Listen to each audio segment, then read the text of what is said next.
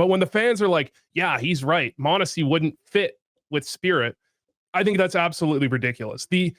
It's not Shiro carrying Donk. It's like when Donk gets aggressive and he finds openings, that just gifts kills to Shiro. They're going to walk right into him because they have to get map control back, and Shiro's just holding an angle. Everything Shiro does, m0NESY can do, but m0NESY can also do everything else in the entire game way better than Shiro can. Sell in-game items at the best prices in just a couple of clicks. We are the biggest instant sell service for in-game items like Counter-Strike 2, Dota 2, and Rust. Easy selling process and instant withdrawal of funds to the most popular payment methods. More than 140,000 deals and 50,000 active sellers every month. Use promo code HLTV5 and get a 5% bonus on the sale of your skins. Skin Place. Sell items now. It was more than a game. It was everything. Every single emotion on display. Not a moment missed. This was CSGO through the lens.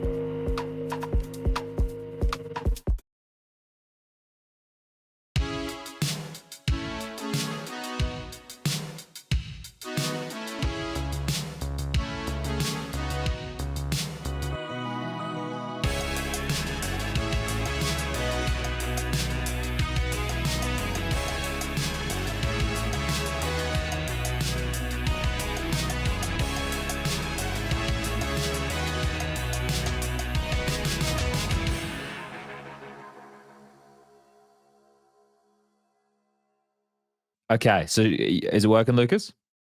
All right, here we go again. So this is great. Ladies and gentlemen, boys and girls, Counter-Strike fans across the globe, welcome back to another episode of HLTV Confirmed. It's Friday, the 4th of April, 2025 at 4 p.m., at least as far as Central European time is concerned. I'm joined by Striker, I'm joined by Prof, and I'm joined by Vu. First time on HLTV Confirmed for Vu. And one thing I learned when I met you is you're a very tall man. Seems to be a lot of the talk about you on the desk with Maui, you and Banks, giants. How tall are you for the official record? Like 2 meters, so 6'7". Okay. You know, covering everybody. Dude, they really did Maui dirty. They like actually just putting him on this desk. And he's have you seen the picture with Stacks? He looks like a fucking dwarf.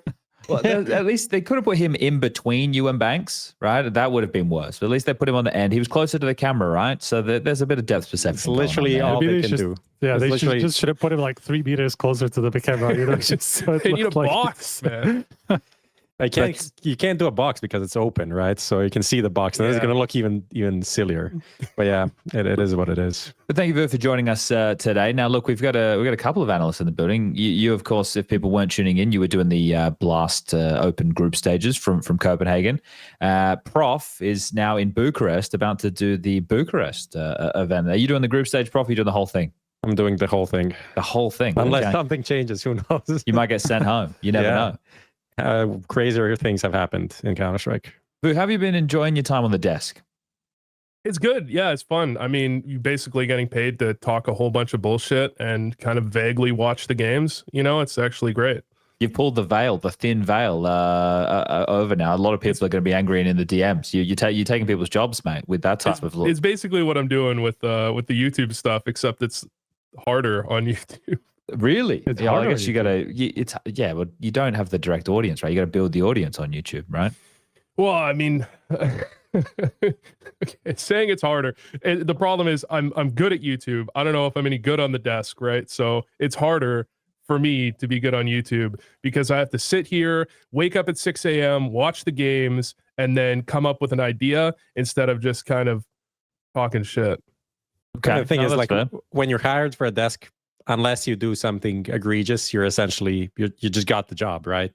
And for YouTube, for every video, you need to fight for that attention again, essentially, which I think, is it harder or not harder? I guess when you crack it, it's fine, but it is like a challenge. Every video is a new challenge, kind of. All right, I should take it back a little bit. I'll be honest. I go on the desk and I'm like, who knows if they're going to hire me again? I don't give a shit. I'm just going to have fun.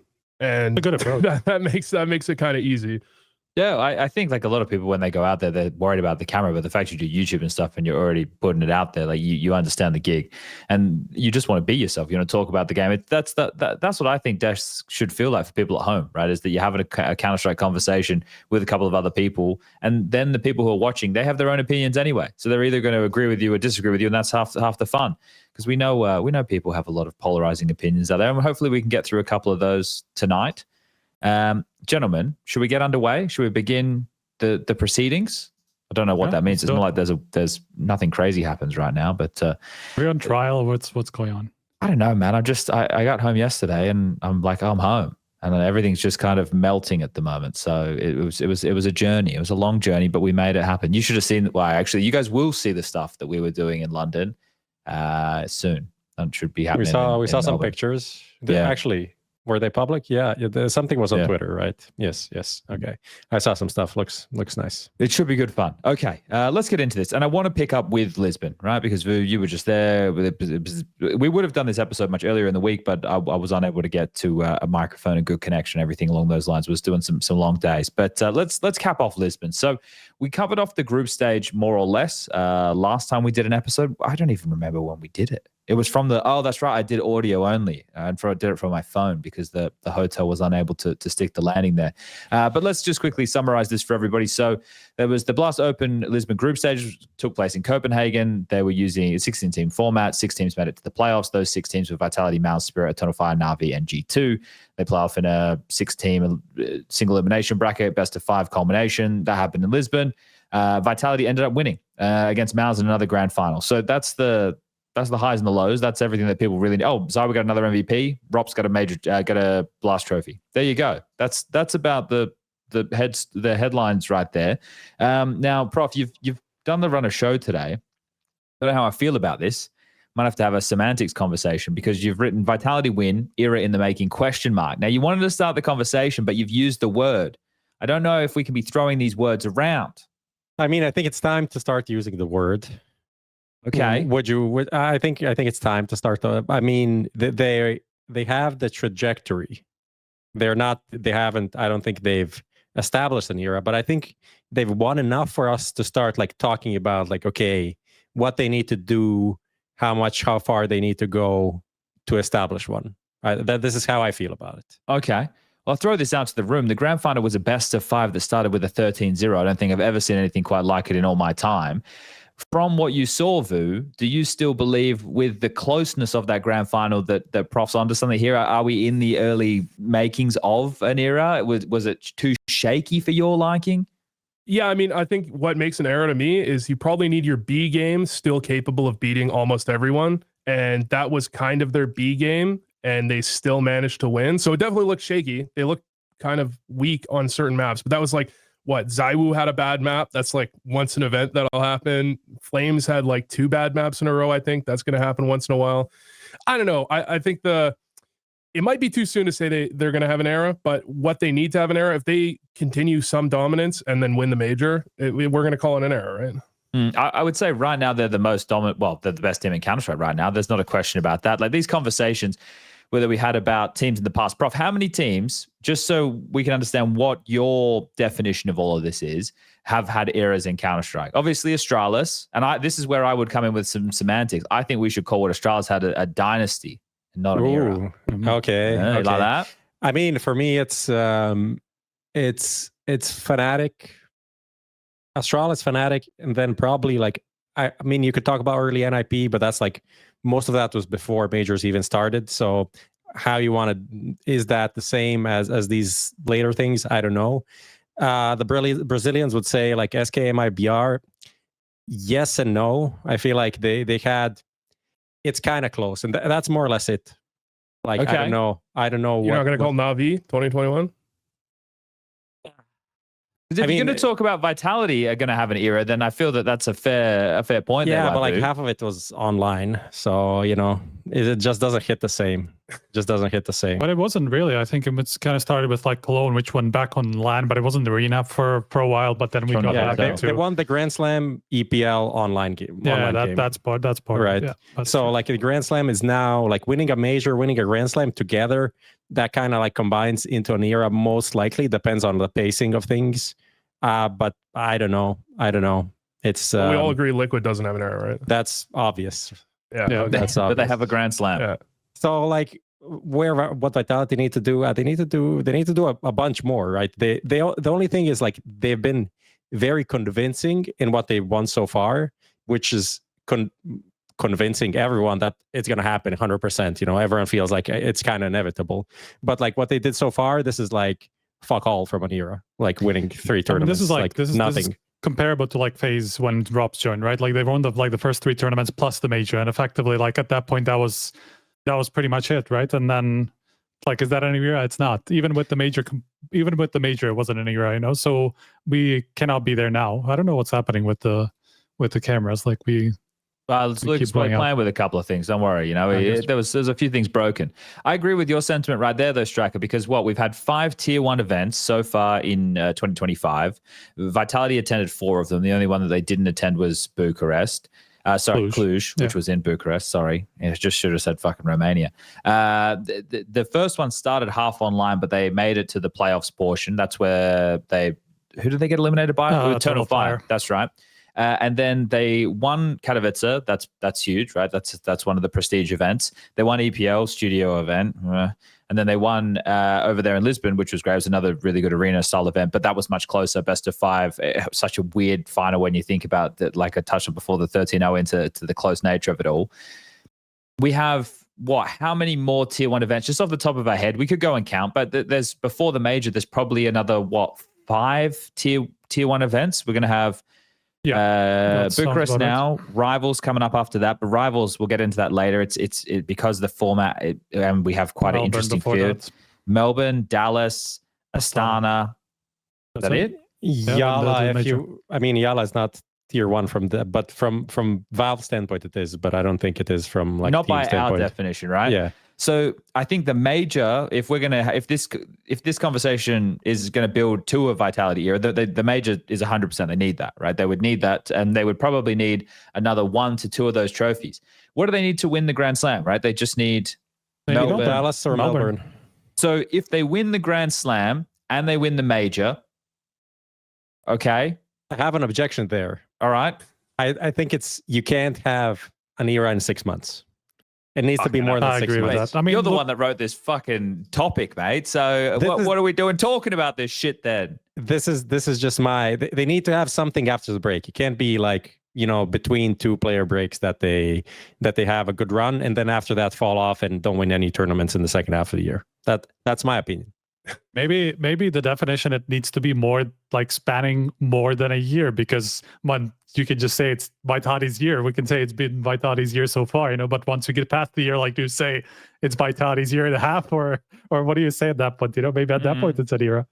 Who knows? Are we factoring in that longevity needs to be there? Sorry. Are we factoring in that some of the, I feel like the events before the major kind of have a slight asterisk, right? Because the major slots are decided, like teams, that doesn't matter to anyone, you think? I don't think it doesn't matter. I mean, especially it depends on what you mean by it doesn't matter. Like to teams that aren't already at the top, it definitely matters a lot. But I agree with maybe doesn't matter as much to the teams that are a little bit below. But then again, like you have like Vitality and like all these teams are going to be playing all these events regardless. Like they know they will have made it to the major. Like none of them thought that they would not make it to the major at some point in the year, you know? So I think it matters as much, because if they fuck up the next 2-3 tournaments, whatever, before the major, that tanks their confidence, you know, that affects the major itself, you know? So I think there's a lot to be played for. I feel like we're getting into definitions a little bit. Maybe it's going too far, but I think the answer for Vitality is what would have made Liquid's run an era, because if they won the major, I think people would say I feel like if they won the major, people would call it an era, wouldn't they? People were close to calling it an era without the major. People were like, "Oh, it's borderline," and they didn't even win the major. Yeah, I'll say if Vitality win everything and then win the major, I think the average fan will probably call it an era. The difference is Liquid's major was after the break, and that's why also didn't win it, right? That's a cop-out. It's just facts. But I think that we found ourselves in a period of time post-pandemic where people were hungry to have, like, everyone was like, oh, is this going to be an era? Is that going to be an era? Because we were not that far removed from Astralis, right? Like, we'd had all the online stuff. Everything was a bit murky. Then we were slowly returning to LAN. Now we had the game change. Now we're fully embedded in where we are right now. And I just think as well, if you step back, I don't want to take away from Vitality's achievements at all this season, because they've no doubt been the best team so far. But there's a lot of teams who I think you could say are pretty weak at the moment. But I feel like you could say that all the time. But when you have roster changes being made after the Shanghai Major, you're coming in with how many teams had made roster? It was a lot of teams that made roster changes to start 2025. I had the number. It was like 17 out of the 32 that were in attendance at Bounty or something along those lines, right? Yeah. So it's going to take a while for teams to get online. Vitality were one of those teams that made a roster change, but theirs was apparently the perfect piece, and then they've hit the ground running. So it always gets tough when you're trying to weigh these things. All I know is right now, Vitality are the best team. I think a fun question could be, right, with this, do we think that they are going to have the gas to pick up the Grand Slam and win the major to have the first season of 2025 as their season? Because let's say from this point on, we have another team that starts winning, one or two events and they win the major. Okay, shit. We might have a conversation like we did last year when NAVI were strong in patches, but they weren't strong over the whole course of the year, but they still won Team of the Year, right? We're still so early on. We're only in fucking start of April. We're talking about eras. It's start of April, boy. Yeah. What are we doing, bro? But the conversation in the scene is like they're unstoppable, which I think we've even seen in Lisbon. That final, though, don't you think? That final kind of shook me a bit. It works or it doesn't work. You mean this MOUZ one? Yeah. What I mean is it shook me from their like unbeatable. Like I think that MOUZ are the second best team right now. I think already before that, right? I mean, it looked like they were shaky. They were talking about, we're even on our B game, C game, and still beating you guys, and all that stuff. Like, if within one tournament you have like 3 times like a period where you're playing on your C game, then there's a fair argument that it's been shaky. But then nobody has really gotten close apart from MOUZ, So like Astralis also looked shaky at certain tournaments, but they still got to the final, or they won it anyway, even though like some of them were just not dominant wins, but then they had a couple of others right after that they just destroyed everybody, So everybody was like, yeah, okay, so they just ran out of gas for one tournament or whatever it was, So I don't know. Yeah, of course it is shaky, and they were close to losing the streak. I mean, the closest they ever got. They even got close to losing to Spirits in that semi, right? I mean, they were 4 rounds away from losing that series in the semi. So like, of course they're not unbeatable. You can see that already. How do you feel about them overall, right? Once you see that final come to the conclusion and you're projecting what's coming up next, how do you feel about Vitality? It's just a strong sprint out the gates? Are there any teams that can catch up to them? What are your overall thoughts? Yeah, I'll say Vitality is the closest to Prime Astralis I feel like I've seen, in terms of they have all 3 pieces. They have the players, they have like the tactics and the synergy between the players, and they have the strategy that I think they're kind of ahead of almost everyone. Maybe MOUZ is, like, in my opinion, closest to them in terms of tactic and strategy. They're ahead of everyone else. I guess NAVI actually in terms of strategy, but they're pretty much ahead of everyone. They have one upgrade in terms of players that's not even that big of an upgrade, but everyone else pops off. I'm feeling like Vitality, the only thing that's going to stop Vitality is Vitality. But actually, the point that they need to do it over a certain period of time, I think, is fair, if you want to call it an era, because the only thing that's going to stop Vitality is Vitality. And eventually, I think they're going to win enough that people tend to get a little bit lazy. But I don't even know if I'd guarantee they win the major. I don't actually, if I was gambling, I would say by the time it comes around to the major, they're probably not, they're going to be like a 50-50 to win the major. Okay. All right. Well, let's move on, right? Because we just spoke a lot about Vitality. Let's talk about MOUZ, who made it to their 3rd consecutive grand final since the addition of Spinks. I think it was last week or the week before where I was like, I'm not sold on MOUZ. Like I wasn't high on them. Well, I have to change that tune, don't I? Because they're clearly the second best team. I think during the cast that Alex and I were doing, we were starting to ask that question or paint that, right? Because the conversation is they are the number 2 team, but was it disputed, right? That's kind of where we were going, because they've obviously had really good form over these last 3 events, and they seem to be going from strength to strength. I really like Spinks just having a pop-off game in the final, right? Like him having some strong performances shows that there is, you know, still levels to his game. But overall for MOUZ, I look at this team and I just think that if they're the ones who stick the landing with a guy that nobody thought was going to be an in-game leader as an in-game leader, it makes sense. This one feels like the most understated move from a player just into, oh yeah, I'll just do it, I guess. Whereas some of these other ones have felt like more grand, like devices or twists, which I'm still sad about. But I don't know, Prof. I don't think I can ever believe it again. Is this just another short-term situation? What do you feel about MOUZ? Yeah, I mean, I'm starting to believe, even though maybe we should just stick to the initial, you know, this is a honeymoon. They're carrying over siuhy legacy with just like a guy that's much better individually, so it's working. But then when you see some of the rounds and the ways they win them and like how Brolin is playing, I think it kind of does make sense. Doesn't make sense. Doesn't historically make sense, but on the server watching them today, it does make sense. It doesn't seem unsustainable in some ways. Like sometimes there's in a 3v3, he's just gonna make a play like a kind of like a Kerrigan IGL aggressive play, but with much more skill.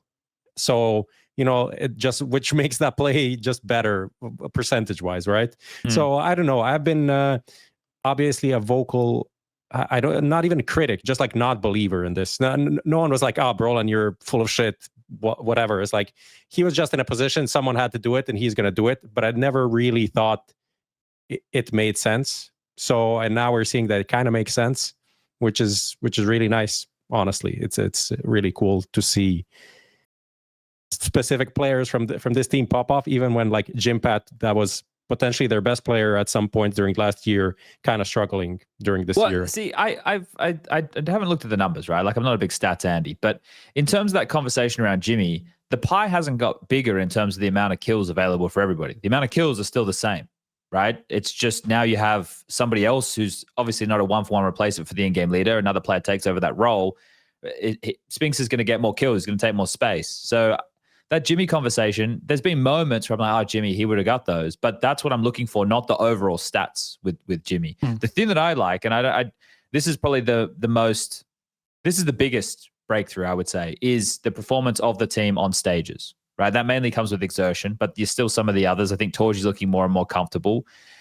So that for me is probably the biggest evolution of MOUZ's game, whether or not you consider the siuhy, Brolin, Spinks situation or not. It's the other pieces that are starting to step up in that fashion. So it's great that now they're competitive in that environment, because I would say still coming into this year, that was still a question mark. Is that a fair? Yeah, Mars? I think so. I mean, it's also that even though we didn't really know Spinks as a big arena player, I think he's also given them like that little bit of a push, because he does have that ceiling, you know, and that he can hit. Maybe he doesn't hit it all the time, but against in the Vitality series, for example, you know, he had a massive game, you know, that pulled them out of a lot of trouble on the Mirage, right? That helped them get into the lead. He had a good game against the Eternal Fire, and then, you know, we had this MOUZ where they were basically taking turns all the time, whether one of them would sometimes have a game in the playoffs, but consistently it would not be any one of them all the time. And they just have one more guy that can do that now. So that's just gives them that extra, whatever, 5% in one game that they previously didn't have. So that's what I see as the biggest difference.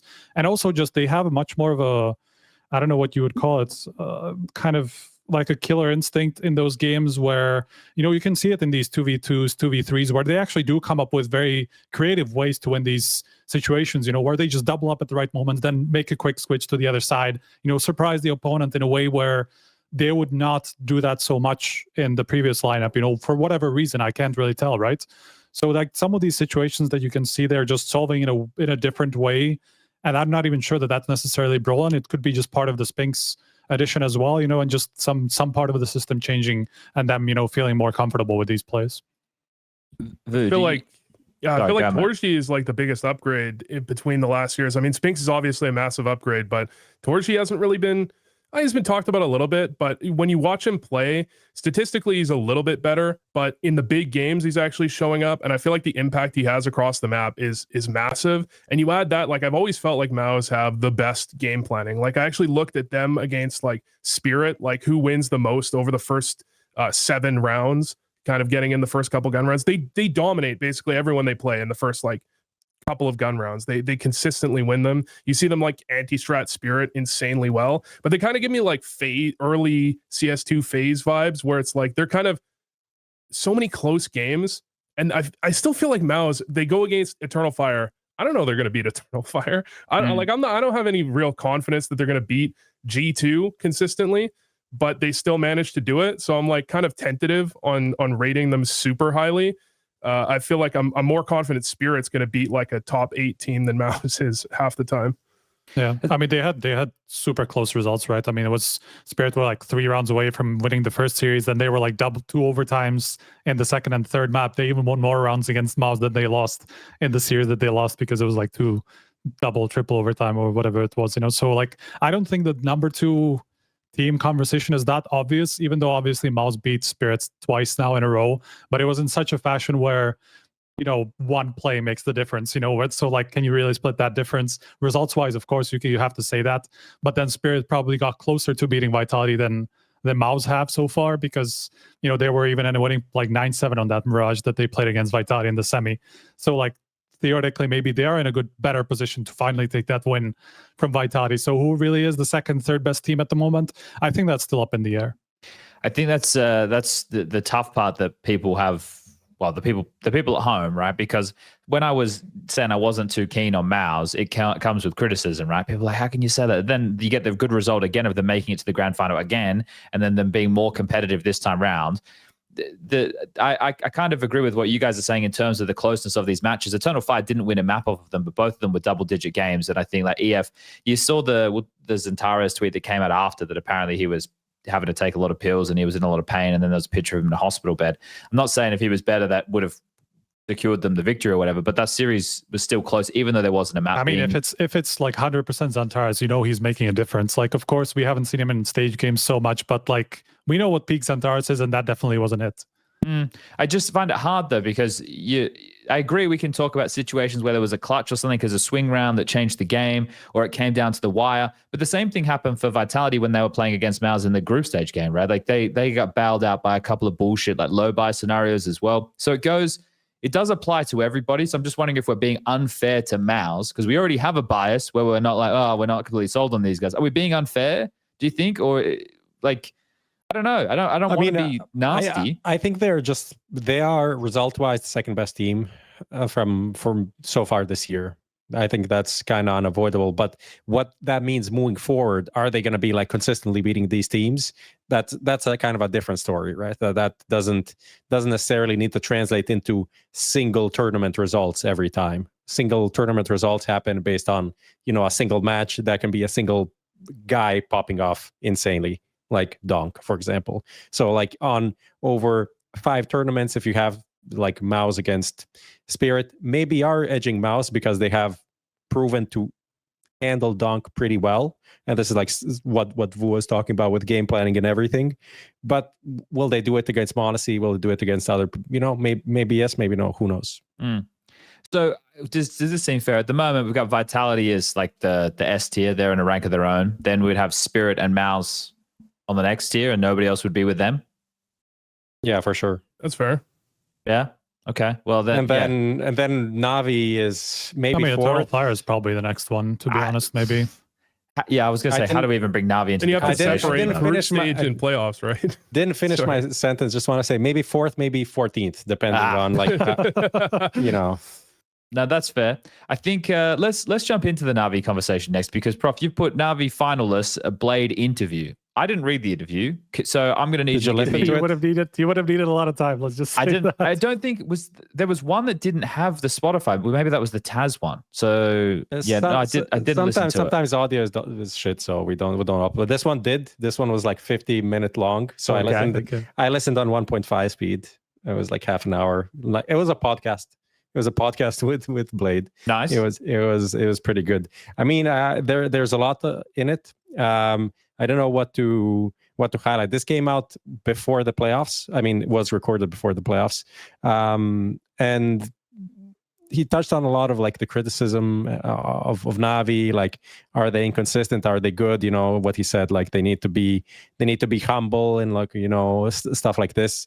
I feel like, I don't know. I'm not sure if he is being honest or he is just like, or he's being PR. I feel like for maybe the first time, there's like 60% PR, 40% honesty, when usually it's like the other way around with Blade. Because I feel like he's trying to like take the pressure off of the team. We say it in Croatia, like to saw upside down. I don't know where the fuck that comes from, but it's essentially just trying to like, yeah, we're not that good. You know, there's a lot of really good teams that, you know, we're not bad. Everyone else is good. That's kind of how he tried to present it, I feel like. But then he also had interviews like when they were winning and he was making it look like things were shit sometimes. Yeah. You know? So it's like, I think it's just Blade. I'm not even sure he necessarily like strategizes or tries to do anything in particular with interviews, you know? Vu, did you listen to this interview? I feel like I'm out of the loop here. What did I miss? It's like, just listen to it. Like anybody who's listening right now, just like at some point go on Spotify. It's like under HLTV interviews. Just find it, listen to it. It's like a 40-minute. It's a glorious interview. It's a good interview. I've mostly forgotten it though. I watched it like weeks ago, I feel like now. But the things that I remember, I think this is the interview, right, where he said that if we don't come top 4 at the major, then we'll think about making changes. Top playoffs. 8, yeah, which is I guess a worrying thing to already set. Like, we need this, or we're going to make changes. Like, would he have said that last year? I don't think so. But other than that, yeah, it's just a good look. I don't know if Blade, I think he's just one of those people that he's always looking at improving the problems. So when they're doing well, it's kind of like, well, I'm watching behind you as you fail in these ways anyways, like already. Like, I'm not that hype over it. That just kind of feels like the vibe. I don't know if he's like completely PR. I think he's just trying not to like get his team in the wrong mentality, either when they're winning or when they're losing. Okay, well, I'll have to go give this one a listen. There's a funny moment also talking about like the JL Zantares handshake. Oh, the handshake situation, yeah, where he was like, yeah, he felt he kind of justified it. It's like, this guy shot his body. He thinks that's fine to not handshake over that. I'm like, what the. This doesn't make any sense. Well, that JL came out and confirmed that, right? I saw some, apparently. Can't believe it. Doesn't make any sense. It's just like, what's going on? You know, I would understand if it was coming from the guy who's like, you know, sending middle fingers across to the other team and shit, you know, and just like trash talks on Twitter all the time, and he's like, somebody spammed his body and he just doesn't give the guy a handshake. Like, it just seems so out of place, man.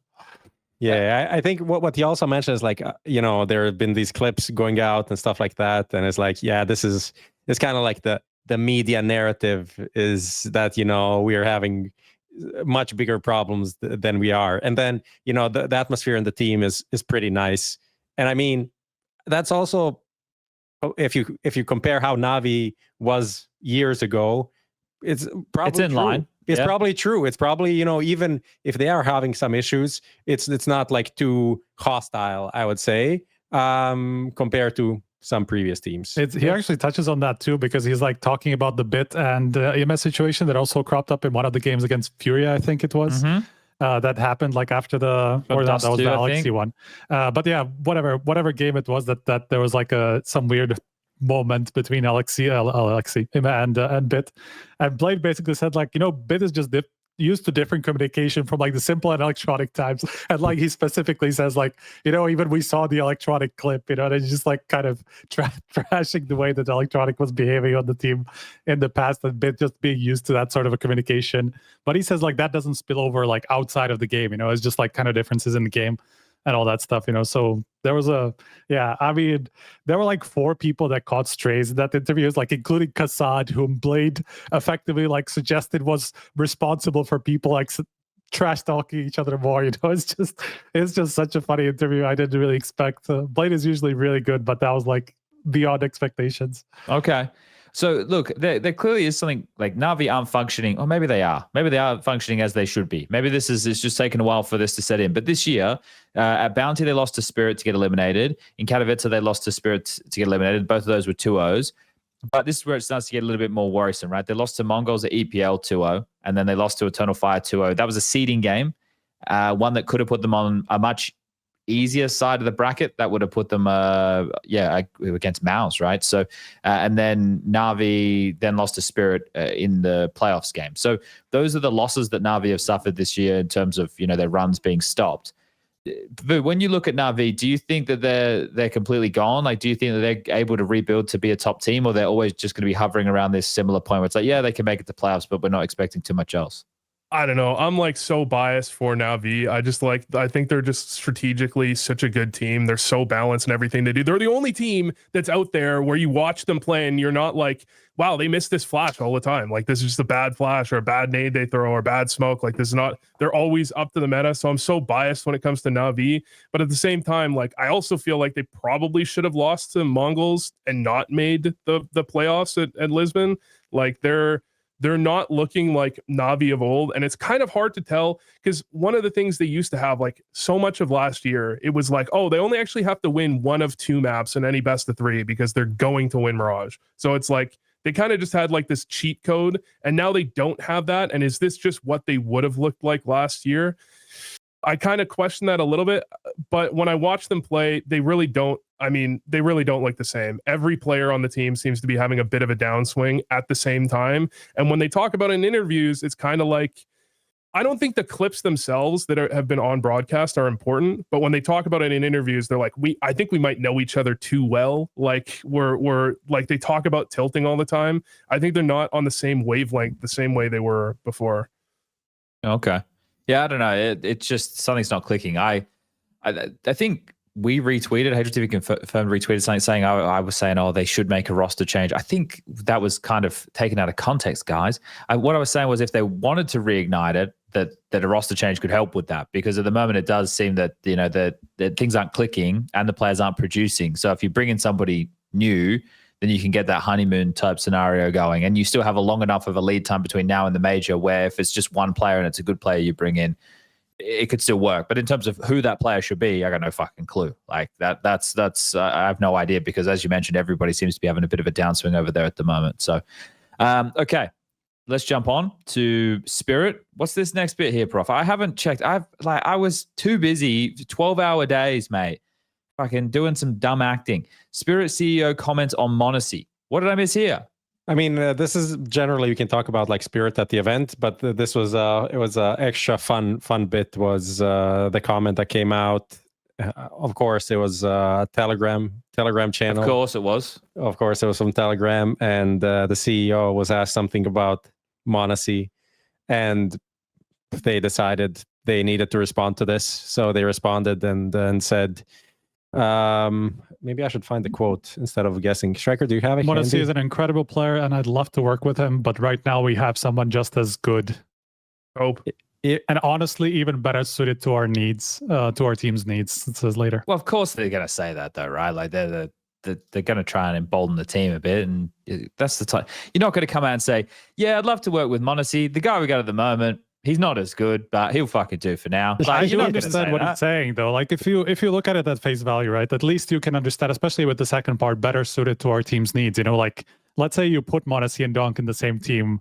Do you really expect they would both have the same space that they do now? Yes. I'm not so sure. They'll work it out. I'm sure they'll work it out, but there's going to have to be some back and forth, right? It can't just be we set our game around Donk, because now we have a guy who's just as good. And so you're like, how do we balance this? You know, so Donk probably would love the help. Look, I'm not saying that it would be worse for them. I'm just saying I understand from their perspective. Okay, Donk is the guy who we always send first, and if he doesn't get the job done, we have this closer who can do it instead. You know, so like from that sort of a perspective, you can do that. But of course, Monacy can do that as well. You just, limit Monacy a little bit more, and he's probably a better clutch player than Shiro is even. Do you want to have this move happen? Yeah. I can the only justification I can see, the thing about this is it's the fan response that's really got me off, because I understand I'm on the same page as you that like he kind of has to say this. Maybe he could have ignored it, but it's not unreasonable for him to say this, even to just give his player some props or something, right? But when the fans are like, yeah, he's right, Monacy wouldn't fit with Spirit, I think that's absolutely ridiculous. It's not Shiro carrying Donk. It's like when Donk gets aggressive and he finds openings, that just gifts kills to Shiro. They're going to walk right into him because they have to get map control back, and Shiro's just holding an angle. Everything Shiro does, m0NESY can do, but m0NESY can also do everything else in the entire game way better than Shiro. He can rifle better. He can clutch just as well. He can passive op just as well. He can aggressive op. He's better on pistols. He's better on Mac 10s. He's better on umps. He probably could pick up a fucking Negev and be better. He's better in every other way except for maybe he's the same at passive opping and clutching. Like, yeah, maybe in risk aversity he's not the same. That's about how I would explain the difference. Yeah, but I can understand not thinking it's worth the trade. I understand that I can see that, but it would be a huge upgrade. Well, look at the Spirit at the moment, right? They looked better at Lisbon than they did at Pro League. Is that fair? What's right? One more time. They looked better at Lisbon than they did at Pro League. I think so. I guess.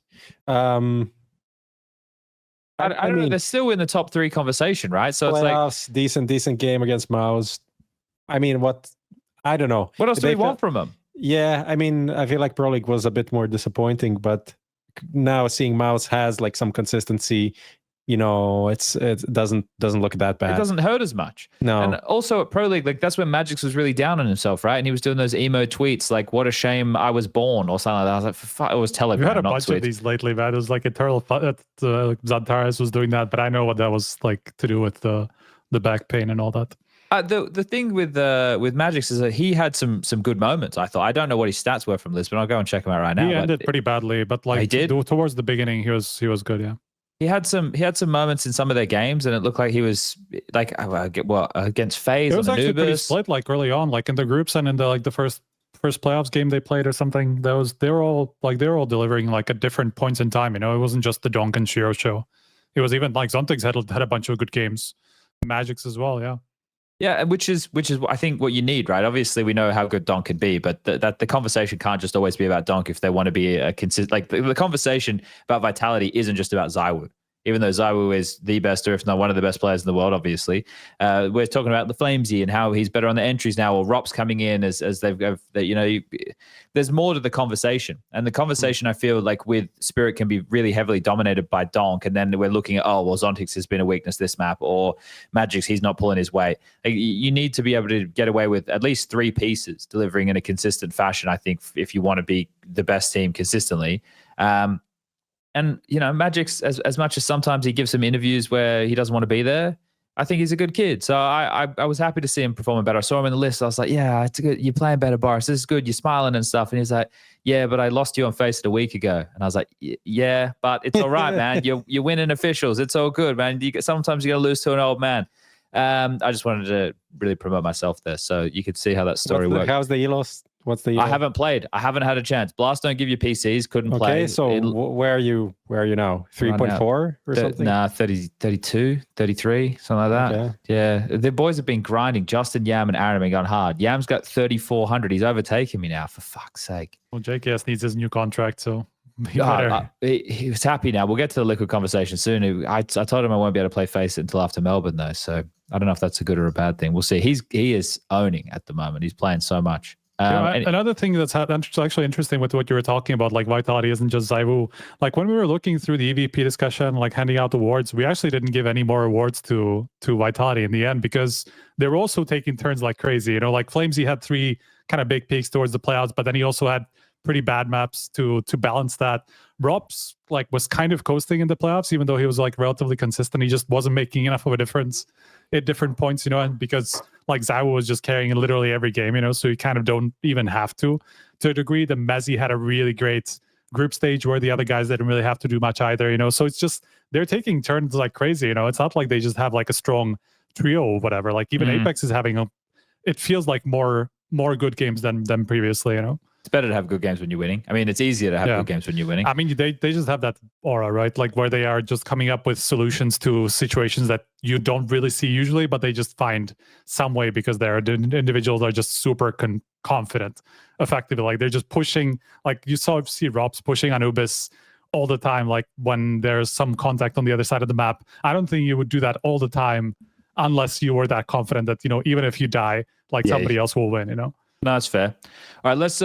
This isn't on the topic list, but the reason it's not on the topic list is because Prof hates this team and never wants to talk about him. But I want to talk about him. G2. Right? Okay. They were shit, and then we were like, oh wait, but there's the potential when all the players look really good and it can work, and then they're shit again. Vu, I need some help. Maybe mental, but any help you can offer right now. Are G2 just completely fucking cooked? Is it GG? Like, is it all over there? Like, it's not. It can't just be the snacks thing. Like, is it fucked? I don't feel like it is. Okay. Usually I come in this one late because I let the other people go. Snacks is the problem, and I'm like, guys, Snacks is he's not as bad as everyone's saying Snacks is. I don't think he's as bad as everyone said he is, but I also think that Hunter is worse than everyone says he is generally, and that MOUZ has some problems. Like if you look at their game where they lost to, who did they lose to? They lost to MOUZ on Inferno, and you just look at him defending B on Inferno. It's like he gets a 2K one round, and every other round he's playing passive. He just dies just without getting a single kill, even when he's set up for success. And then he's like, he can only find success when he's pushing down banana. So eventually MOUZ is like gonna see it coming and then just destroy him with Molly nade combos. Like, there's clear problems with the team. Obviously Snacks isn't the best player of all time. I just think he's like competent. He's like, if you replaced him with if you replaced him with who, siuhy right now, would they be an amazing team? No, I think the team has a lot of other problems, but I also feel like I just have so much confidence in MOUZ, dude. Like, I just feel like this team has so much potential that if you give them a month or two, I just feel like they're going to come together and they're actually going to like figure it all out. And they're going to have that one event where they just pop off immediately. So they're winning an event this year. That's the thing. Yeah, A second place would be success. I'm just just give them the season, Prof. Hopefully they lose Monacy by the end of the season, so they can keep him for now. Yeah, let him go somewhere to be good. Let him go somewhere to be good. Get him out of jail. This is the team. It's not going to be good long term. It might be, just let it be short term. Can I just rewind to the start of the season when we were talking about G2? Okay, you know, they're getting, Nico is leaving. They got Heavy God. And we were like, maybe they should make another move. What if they get Spinks in for Hunter? Look at what Spinks did for MOUZ in this season already. That's it. I love Hunter. That's it.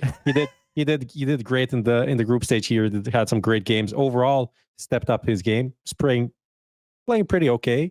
But a player like Spinks has like so much more potential. And they needed something more overall to balance out the loss of Nico. I think that's they still would have had the problem though. I think because the thing I've spoken about a couple of times is Snacks has been given a really shitty task, right? It's either do I just let these players learn so we can still run something similar to as we did when Nico was here, where it's a lot more player decided of how these rounds are going to run, or do I try and now pull everybody in and build a system around that? That problem still would have existed whether you had Spinks or you had Hunter. Like that's one of the core problems, which isn't it's Snacks's and Taz's problem to solve, but the problem isn't because of them. It's like that's just how the team functioned before. And like MOUZ at the moment, he's not delivering in the way that he should be in those positions. That's going to either be a learning curve that he will either be able to accomplish or he won't. So right now, there's going to be a lot of learnings which look like failures in the short term. Like, mate, that fucking game against MOUZ in the playoffs, it was a dog shit game. Both of the games I did in the playoffs were both dog shit. They were like, even though that quarterfinal was such a horrible day for Counter-Strike, man. It was just so boring. It was shit. Like, mate, you put people to sleep with that type of stuff that was on the television. Like that was not what you want to be showing people Counter-Strike is, but it was just people dog shit. Tickets for this, guys. Like, get something going. No, that was pretty rough. And I mean, overall, when you look at G2 this season, their only win against top 10 teams is Mongols. Now in the group stage, and that's it. And I don't know if that's going to change radically. I don't foresee them being like major challengers or anything like this. So it does seem like we're just like treading water until Monacy leaves. And probably G2 management hates to hear this being repeated over and over again, but it's also there's nothing else to talk. There's nothing else to talk about. Give us something constantly more. Talking about the same thing. Nico was here. Now he's not. He's not been here for 4 months. We're still talking about Nico and who's replacing him. And we're talking about where is he gonna go and when is he gonna leave? Because like until that happens or he extends, there's no future of this team. It's just like it's just stuck in no man's land, kind of. Okay, here's what I want to do. I know it's not Lucas. Are you with us? Yeah, I'm here. Hi, Lucas. All right, let's go to the ad break a little bit early. Normally we go at an hour in. Have we wrapped everything up? Does anybody have anything else they want to say about Blast Open Lisbon? No, I think so. All right, because we're going to talk about some of these overlapping teams a little bit more later in the show. That's why I imagine Prof didn't put G2 here, because it'll be a conversation later. Okay, Lucas, let's go to an ad break. We will come back and we will get underway with some of the juicy recent news and then talk about PGL Bucharest. Sell in-game items at the best prices in just a couple of clicks. We are the biggest instant sell service for in-game items like Counter-Strike 2, Dota 2, and Rust. Easy selling process and instant withdrawal of funds to the most popular payment methods. More than 140,000 deals and 50,000 active sellers every month. Use promo code HLTV5 and get a 5% bonus on the sale of your skins. Skin Place. Sell items now. It was more than a game. It was everything. Every single emotion on display. Not a moment missed. This was CSGO through the lens.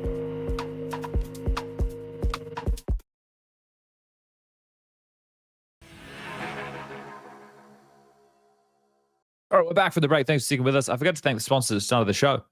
So let's do that, shall we? Skin Place, if you're in the market to sell some skins, head over to Skin Place. And I AI'd it. I asked a question to AI. Do you know that the average person, this is across the globe, often sits for 6 to 8 hours? So you may as well put your bum in something comfy. If you want to get a new chair, head over to Anthros. 6 to 8 hours, guys, a day. Those are rookie numbers, man. Fuck, I hate sitting down. All right, well, yeah, let's keep on with things, shall we? Let's get into the recent news. So we capped off Blast Open Lisbon. Now we're going to get into some of the things that have been happening across the space, from VRS to TOR, tournament operation requirements. So like that one, Striker? I couldn't remember. Tournament operating requirements, by the way. I couldn't remember what. Operating, not operation. Same shit. Fucking hell, mate. Come no, on. it is operation. You were right. Yeah. There we Okay. go. Now I did my homework. Sorry, man. All right, let's get into this one because this is Prof's favorite player. Prof is, if people aren't aware, Prof loves Swedish Counter-Strike and he wants everything for it to come back. Now, I want to read out a couple of quotes that Joel. So, look, quick summary of the situation. Joel is a 22-year-old man from Sweden who we could say is a bad apple over the years, has been in the limelight. Is limelight a positive thing? Maybe. 20-year-old. That's what I said. You said 22, no? I'm pretty sure. Didn't I say 20? Whatever. It doesn't matter. He said 22. Fuck's sake. My brain's not working. I was checking his age earlier today. So I was 20-year-old. He's a bad apple. I said 22. He's still Sorry, a kid. guys. No, he's not.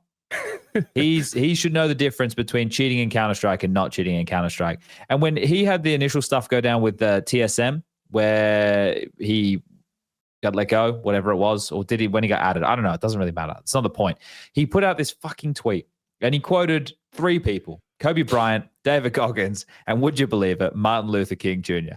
And these quotes go, they don't hate the good ones, they hate the great ones. It's easy to win because most motherfuckers are weak. And in the end, we'll remember not the words of our enemies, but the silence of our friends. He was recently banned for life from Counter-Strike by ESIC because Acros anti-cheat found him to have been using an actual fucking cheat, like a cheat, like we're not talking about €10 cheat. Yeah, like we're not just talking about like doing match fixing Gamba stuff. We're talking about like the most heinous crime in Counter-Strike, using third-party software to either see through walls or fucking have a radar thing or to fucking have an aimbot. It's crazy to me that this guy, right? Because I'm not one of those jump to conclusion Andys who, when I see, oh yeah, this guy's cheating, and that people are putting up the clips and everything, I'm not playing, right? I'm not in the server. I'm not playing in the circuits. I'm not doing those things. I'm watching. I don't want to put somebody on blast for something that may or may not be cheating, because we've seen times in the past, like JW, like Rops, for example, have been accused of cheating over the years and they weren't cheating. And Joel, there was a plenty of conversation around him being a scummy individual. he got in trouble for match fixing stuff, right? Or gambling stuff, betting on his own matches, betting on other games. Then he was banned for a short period of time. Then his ban was up early this year, I believe. And then he got in trouble with his Anthros situation, which he asked ESIC to delay the announcement while he searched for other employment. That part still triggers me, man. Like, why? Oh man, why are ESIC waiting to help out a kid? First of all, that part of it felt like, why is ESIC trying to paint themselves as the good guys, like helping him get a McDonald's job or something, or like because of background checks, as if like the 3 things that turned up about the guy being like cheated in a video game, consistently accused of cheating, banned in the first place by ESIC, by the way. It's not the first time that this has happened. And then he gets caught by an anti-cheat, like, you think these 3 things haven't turned up on a basic background check that like any sort of like bigger corporates will do on a guy? Like, I don't really understand, Was he just trying to buy more time or something? Because then apparently didn't he try and blackmail ESIC? That's what ESIC claims, indeed, yeah. I don't know if I'll blackmail, but threaten. What does that even mean? I would love to know how he threatened him. Photos of Ian Smith doing, I don't know what.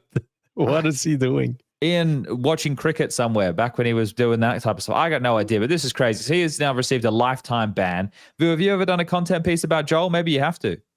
No, I actually thought Joel was the same person as Joel's. I thought they were the same person. Well, joke, 98% of the viewers of HLTV Confirmed do not the reference not taken. I think cheating's bad, guys. I don't know if I'm going to make a video on it, but cheating, not okay. Cheating is bad. So, look, I think... yes, Prof? Unfortunately, I'll just say that this is, as much as, like, obviously, a lot of things his fault, but I think this has a lot to do with things the Jacob story has to do with in the end. And unfortunately, like other stories that I've been hearing through the grapevines of people getting into like gambling and betting on shit, getting into debt, and then getting in a situation where, like, didn't put the Jacob stuff even on the thread, but like if you are tens of thousands in debt to people, then you're more likely to do shit that is objectively bad. And I think this is what happened. Maybe it happened to Joel, maybe it didn't. But like, I know I've heard of similar stories of people being like, oh, well, at this point, it doesn't really matter if I get caught or not, because like, at least maybe I can earn some money match fixing, because that's easier than actually being good at the game. And I've already fucked so many things up, because Joel also came out first. That's the first story that he owed a shit ton of money and skins and stuff to people. So, and that's kind of where it all unraveled from. So it's kind of it's pretty fucked. You've kind of breached into a curious topic, I would call it, right? Obviously, the Jacob situation with him, I haven't read the most recent, but there was some of those tweets that were coming out, and Zipper was having some back and forth, and we were talking maybe, I don't know factually with this, but we're talking like within the tens of thousands to hundreds of thousands potentially.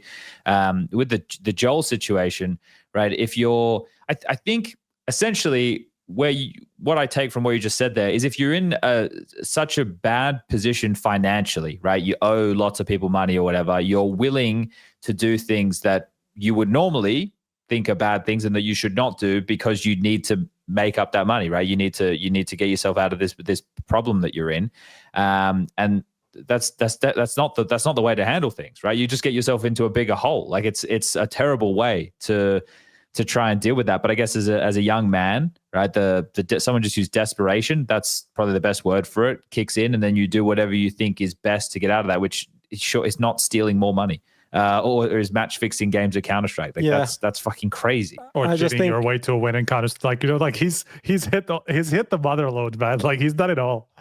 Cheating to guarantee the result. I just want to say, like, I feel like it's not interesting, but important moment in like CS awareness to talk about these things, even though no one really wants to talk about them. That, gambling addiction is a problem, and we are all here in an industry that is heavily involved with betting. Maybe not gambling, maybe gambling, depending on who and what. So it's out there, and it's kind of gonna roll out from here, because like this J Kim story is it's so huge, with such a like big character that's also like, he, at least from what we know, hasn't done anything bad, so his reputation isn't tainted, and it's like more understandable. He's like, it's okay for him to kind of have sinned, right? While for someone like Joel, who's done everything that you shouldn't, no one really cares. He's just kind of like a laughing stock at this point, right?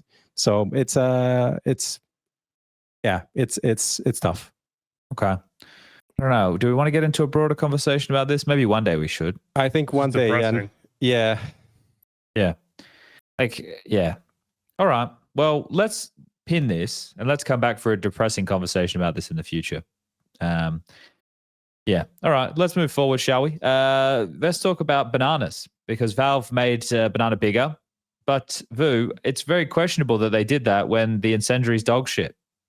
What's the sense of this? Explain this to me. Why would you make banana bigger if the incendiary is already bad? I think we've had enough of the incendiary needs to be unnerfed conversation. Can I say that? That's fair. I see it every day, everywhere. Everyone's saying it. I agree. I'm on the same page. The incendiary is shit. It needs to be fixed, but it's not going to be fixed. Valve doesn't care. They're not going to fix it. Can someone confirm, can a team molly still molly out both sides of bottom banana? Because I was testing it. I was testing it and you couldn't get the corner, I felt like. But I wasn't. Or logs. Like the corner of logs and the corner of broom. Okay. But I could just be testing it wrong. I don't know the lineup people are using. But can you still hide the same way? Because I haven't actually jumped into the game. Because it feels like that corner is also shallower. So do you show there or no? I could be wrong. I haven't actually jumped into it. Oh, we're talking about post update. Okay, sorry. I shouldn't be weighing in on this. That's my bad. I thought we were still just talking about the bottles of flames. I'm out of this conversation. I haven't tested it yet. I think it's a big update. I think it's a big positive if you can't molly both sides, because the CTs, in my conversation with the molly, I'm talking about the CTs have to use 2 mollies to take bottom banana in theory, or like a molly and a double nade. Ts have to use 1 to retake it. If they can't full clear with only 1 molly, that's a pretty big help, right? Okay.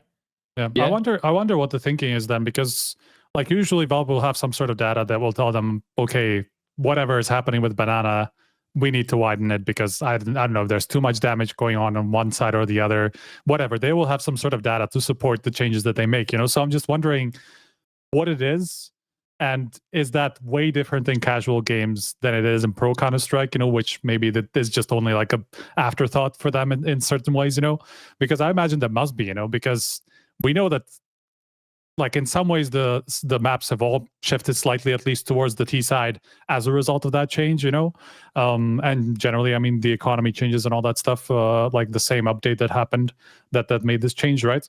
So like making it easier for Ts to control banana doesn't seem very like it doesn't seem logical to me, So I'm just curious, making what's the problem there? worse. Yeah. Right. So yeah, I don't know. I can't answer that. I'm not sure. Feels like I mean, one of two things. I mean, both.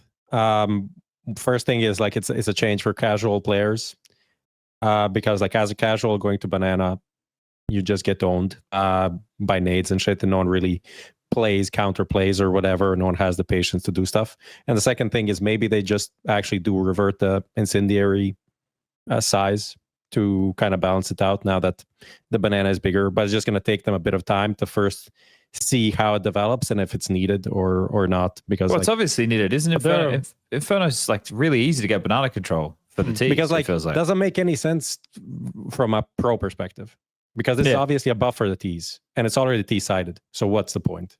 But it's curious because like a lot of the criticism of Inferno before, effectively like even leading up to Shanghai, like I remember that they were talking to a lot of players about Inferno, all that stuff, and why does it feel bad and all that, and everybody's saying like it's claustrophobic as fuck. Yeah, and but they brought the roofs down.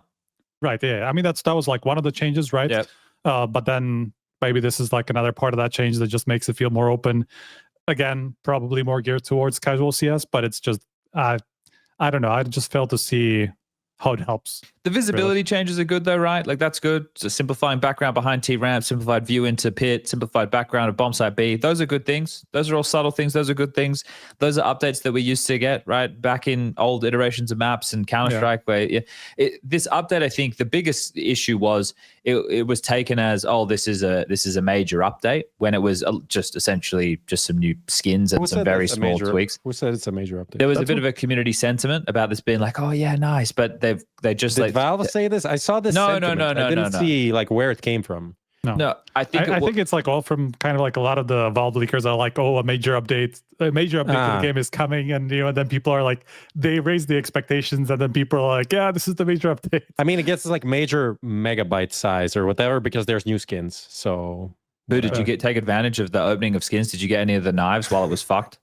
No, I opened a few. I played and I got my case drop literally 20 minutes before the update. So I didn't even have the opportunity to get the new case, or maybe I could have. I don't know. I'm more positive on this update, by the way, than I feel like you guys are. Like, okay, it just makes the map feel. I've walked around. It doesn't feel that different. It feels a little bit nicer. Inferno was my favorite map in CS:GO. I hate it in CS2. Like any change couldn't possibly be a bad change. Okay. I think the biggest the community sentiment with things at the moment tends to be, oh, well, we haven't done anything in a while, and then this is all we get. It's like, I don't know what people want. The classic game mode of Counter-Strike and the way Counter-Strike is played is the main thing. But then I also saw the video about surfing that came out. So there's even we know that we're limited in the community standpoint, and I've gone on a bit of a conversation about that before on this podcast. But it's an update. Hopefully there's more coming. And maybe there's also a problem with it. Notice when they dropped it, there was no tournament. I know normally they wouldn't care about that. Do you think maybe they care about that more now? No. Okay, well then, I don't know weird coincidence. I honestly don't know why they would, because a lot of the time tournaments will just use the old update anyway if it's anything major. So like, what does it matter? I was just searching for a reason of why it's been a bit quiet out there recently and why they dropped it when they dropped it. But yeah. I mean, okay. Valve just drop things when it's ready. It's nothing to do with the right timing or whatever like that. They just usually do. They just usually go whenever they feel like it's they've done the job. So. The update dropped during NA closed for PGL Summit. Yeah, but that's not a tier 1 event. It's just a qualifier. I know it's for the major. They just hate North America. Tier 1 event. They just hate NA. Yeah, that's true too. They dropped during my matchmaking game. Oh, that's sad. Were you winning or losing, Prof? No, this is just a joke comparing to like all right. NA qualifiers.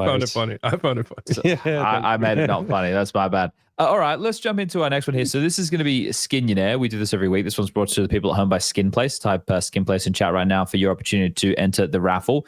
It's a quiz. It's 5 questions. They're multiple choice. At the end of this, there will be a giveaway. So depending on how many questions are gotten correct, we'll determine just how many, the price of the skin that we'll be giving away at the end of this. Now, Vu, this is about Team Liquid. Are you happy to take on the gambit that is Skinionaire? Oh, we're fucked. Okay, well, look, you can look for Striker for, he could be your lifeline on every question. I'll give it every question. I'm feeling generous today. So look, but with your powers combined, we'll see how many we can get correct for the people at home. Last week, we managed 5 from 5. So if we can get back to a 5 from 5, I'll be quite happy with that. Recently, I've been fucking them up. So let's give this one a crack, shall we? Ladies and gentlemen, who wants to be a Skinionaire? Brought to you by Skinplace. Question number 1. Who's the Liquid current coach? DeMars DeRover, DeLorne DeMoa, or Mither? I'm pretty confident it's DeMars DeRover. They just fired Mither, right? They did. And I know someone asked if I had talked to DeMars DeRover the other day, so I know it's not DeLorne DeMoa. That's pretty good, though. Did you do this, Prof, or was this Dimitri? This is Dimitri. That's pretty good from Dimitri there. I like that one. All right, well, we will lock in DeMars DeRover, and that is correct. It was also banger because, like, for, I don't know, a day we had his name, his real name as DeMars and his last name DeRover, and people are like, what the fuck? It's not his real name. No, his name is Jay Lee. I've met him a couple of times. He seems like a really nice guy, and in terms of his teammates or the members of Liquid, I've only heard positive things about him. Same. I don't know exactly. Steve says you know, he's a giga genius or something. In terms of a coach, right? He was the analyst for the team, so he would just bring them the data that then they would go into their decision making, right? So, for people at home who are curious about him, definitely don't expect him to be. Well, maybe he will be, but his temperament, I wouldn't imagine him to be a cheerleader type coach. He's just more like a numbers guy, which apparently is really good. That's what I was told. Okay, let's get into question number 2. Who of the following has not been both a player and a coach of Liquid? A. Adren, B. Daps, C. Nitro. Ooh, well, obviously not Adren. Daps was the coach. I don't remember if he played with Liquid, and I don't remember Nitro coaching Liquid. But Liquid just has coaches randomly come in and out sometimes. It's gotta be you could play the next guy. It's gotta be Nitro, right? I think so. I'm Yeah, okay. mind fucking myself if it's like, did I forget the time Nitro That's coached? what I'm doing. Yeah, that's what I'm. I feel like he hasn't. I think Daps played back like early, right? Like 2018 or something, didn't he? Even earlier, I think, than that. Yeah. We'll go with Nitro. All right, locking in Nitro. Correct answer is Nitro. Didn't even Daps do it in a recent stint? Like, was this after the Patsy? That was not Liquid, no? Oh, did he play with them before he coached? Oh, did he? Before the I think it Patsy was thing? after, wasn't he coaching? And then he stood in for some reason or something. I Would forget. that count? I feel like that wouldn't count. But he definitely did play for him before. But yeah. Okay. All right. Well, yeah, someone said he stood in chat. All right, cool. Let's go question number 3. Who of the following had the shortest stint on Liquid's active roster, only 3.5 months? Cadian, Simple, or Shocks? Shit. Oh, fuck. It's got to be Cadian or Shocks, I think. Cadian was more. Cadian was more? Then it's got to be Shocks, right? Shocks was a pathetic, terrible attempt, North American standard, to get a washed European pro and hope that they're going to be what they were 5 years ago. It's really NA classic. NA classic. Shocks, right? Okay. I think so too. But I don't think Simple's that far off, to be honest, because like he ended up playing another major like as his last thing, but he already was out by then, you know? Oh, did he go out and go back in? Yeah, but I still think don't even it's remember gotta a be game Shocks. with Shocks in it. So I think it has to be Shocks. We'll go with Shocks. Lock it in C. Shocks. Correct answer is Simple. Okay. Oh my fucking God. How was he there that small of a period of time? That's But crazy. He kind of left, like he was out before he actually played the second major, if you remember, like before he played Cologne 2016. He was already out of the team at that point, but then he ended up playing again. They made it to second place, you know. So that's why I was kind of on the fence. But how is Shocks longer than that? Yeah, how long was Shocks in there for? It I must have been- literally find out don't now. Could remember not have been watching a that much single further Shocks off. game. It's fucking 6 months. Okay. It's Really? like 7 months even. Whoa. Wow. And that's No, NA 6 months. classic. Yeah. Damn, okay. Well, I just saw it like recently that Shocks was on that team, and I'm like, I completely forgot that. Like I also have no memory of this team actually playing together, you know, even though I know he was there. all right. Well, let's get into the next one then, shall we? We got 2 out of 3. Let's see if we can get up to the $15 skin. Who of the following players has never been on a Liquid roster? Automatic, Stanislaw, Pimp, or Steel? These questions are getting God. harder. Yeah. Oh my God. Stanislaw, I think was. Wait, was he? I think He so. was. Pimp definitely was. But Automatic and Steel. No, Steel. That's Brazilian Steel was on their team, wasn't he? Oh, yeah. Oh my God. That's a good one. That's I true, didn't it actually was. realize that. Yeah, There you go. okay. So then it's Pimp- Automatic. We know Pimp was. Yeah, you've. Was it? I'm He'll not convinced never, on he'll Stanislaw. never let us. He'll never let us forget that. I'm not convinced on Stania. But when didn't Stan replace Daps? Or was that on EG? Yeah, way back in the day. Yeah, I think it was EG that is the notable one. Wasn't it both? It Or could was it happen EG? multiple I don't times. remember. I'm pretty sure it was both, but I'm not sure which one. I don't it's think at. Automatic has been on Liquid. I don't think he's been on Liquid. All right, we'll lock in A. Automatic. Correct answer is Automatic. There we go. Okay. Close. All right. Final question. Question number 5. Who of the following has never been Liquid's coach? Chet, aka I'm a Pet, Moses, or Peacemaker? Moses definitely was. Peacemaker, I don't remember. Peacemaker, I feel like he's coached every team in the world, hasn't he? Surely he's been on Liquid at some point. I'm pretty sure Peacemaker coached Liquid. Yeah. Am I crazy, Striker? I I also think so, but I'm like, Dimitri's done a good job just like fucking with my head right now. But I don't remember like, Chet being there. So I feel like Chet has coached all the NA teams also, though. So it's like he's like NA's peacemaker. but not Liquid, not Liquid. It was like Energy. It was EG. I don't remember him on Liquid. Like some of the older teams. Yeah, I don't remember him on Liquid. I think Peacemaker coached Liquid. This is just, I think I remember Peacemaker. I'm pretty sure it was there. Yeah, I'm positive it was there. I think it may have even been when I was still playing. We going with that Chet? was forever ago then. Yeah, go with Chet. All right, lock it in Chet. Okay, I'm a pet. Correct answer is yeah. All right, 4 out of 5. Ain't too bad. Dimitri does do some hard questions around here. That simple one is such a fucking trick question. I swear he was on the team for longer than 3.5 months though, right? Like, but he just really played for longer than that. Yeah. Yeah, but that's I don't know how I feel about that. It doesn't feel right. I feel like, but it might still be. It could still be shorter than Shox, even if you include that major. To be honest, it wouldn't be that far off. I think. It's just anyway. It's upset me. All right. He was coaching when I was playing, and we beat them 16-14, and we beat them 16-10. Get fucked, Liquid. All right. Great. I'm glad that we went through Skinionaire. Now we got to draw a winner. A winner is Wipers, who's been following for 2 years. Congratulations, Wipers. That is, or maybe it's I know it's WYPPERS. Congratulations. Whippers. Our people reach out to your people. But how do you feel you went? 4 out of 5? Not too bad. I feel like the simple one was just a scam. Like we should just give 5 out of 5. Just pretend. I'd agree. However, they're going to take it out of my pay, so the books are getting a bit tight at the moment. All right, let's jump into what this quiz was all about. Liquid. The news is official as of today that JKS has been benched and siuhy has joined Liquid on a trial period from MOUZ. So he's still contracted by MOUZ. He's being loaned out. Is that correct, Striker? Yes. So that is correct. MOUZ might get him back once in the future if this whole Brolin situation doesn't land. It seems to be going pretty well at the moment.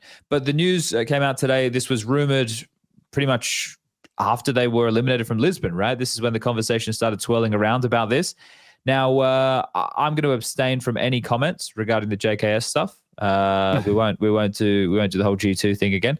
But we can talk about the team as is. So where does anyone have any strong feelings about this? Where would we like to start, gentlemen? The floor is open. Maybe one thing to clarify a bit, just because I think there was a lot of confusion about it, and I think Liquid feel the same way about what this loan means or whatever like that, because people are like, oh, he can still change his mind and go to G2 or whatever, like get him out of there in time, and stuff like that. And it's not exactly that, because it's effectively a trial. There's like, of course, if he really doesn't want to be there, Liquid's probably not going to force him. But the situation basically is that all the terms are agreed, and Liquid basically just have the say of whether they will keep him long term or not. And that's what the deal is effectively, So like all the details about like getting him out permanently and all that stuff are done. The option is there, after the 3-month trial until the Blast Austin major. And after that, at that point, Liquid just say, yes, we want to keep him, and then he stays. That's effectively what the deal is. Again, who knows? Like if things go bad enough and like he doesn't want to stay, but they wanted to stay, you probably don't want any game leader that doesn't want to play with you, But just to set things straight about what the deal really is, Okay.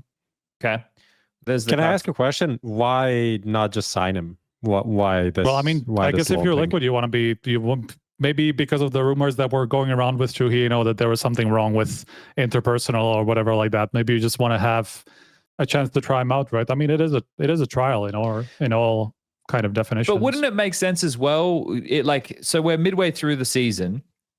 If you trial him and things go well and you want to keep him, great. You've got first rights there, right, to be able to grab him and then have him long term. If it doesn't work out to the degree you wanted, you can see where the chips land throughout the break. What teams get eliminated from the major? Where? What other options are available? Is there going to be a bigger shift within the team? So, I can understand at this period of time, if it was start of the season, then yeah, just sign him full time. But right now, I can understand why it's a temporary, because there could be another shuffle or another movement of players in the tournament break come the middle of the year. And if that's going to be the case, then why not keep your options open like this? I know that he's one of the best up and coming in-game leaders we have right now. But if Liquid still are shit, why lock yourself into that and then have to go through this again when you can just look at making potentially more changes during the break. That's some logic that maybe Liquid are thinking about. I don't know. I mean, it's a big change, right? Like, I mean, if you don't know how the team's going to function, like, it's always hard. It's easier to start with an in-game leader and then he builds that team than the other way, right? Like, you have a team built and then you just plug in an in-game leader. I think it is always going to be risky whether, like, he's going to agree with the rest of the lineup, right? Because he wasn't the one choosing the players or having any sort of input in the players. So I think it's just reasonably sensible, to be honest. I think NA doesn't have a great history with importing European IGLs. Like, historically, I can't think of any like direct examples, obviously, other than Cadian. But I remember when they picked up Cadian, I went, NA has a bad history with picking up EU IGLs. So this has definitely happened before, and it's just gone horribly wrong. So I can understand the idea of having a trial period. I'm trying to Maybe remember. someone knows an example. Like, I mean, I'm trying to remember examples. EG had Neelan. We have now Sin in M80. We had who do we have? There's a few. I'm looking at the other players ones that were on them now. I'm just trying to see if anyone jump out here. Neelan's maybe not the best example because EG was a sinking ship at that point. He wasn't even that bad. I feel like. Yeah, I don't he was know. pretty okay. Didn't last long. Kerrigan to Envy. What about that one? That one actually worked out though, didn't it? Was that a bad one? Vu. No, I don't know. I mean, I don't know. I feel like signing an IGL and trial, like IGL and loan is okay, but trial feels wrong to me.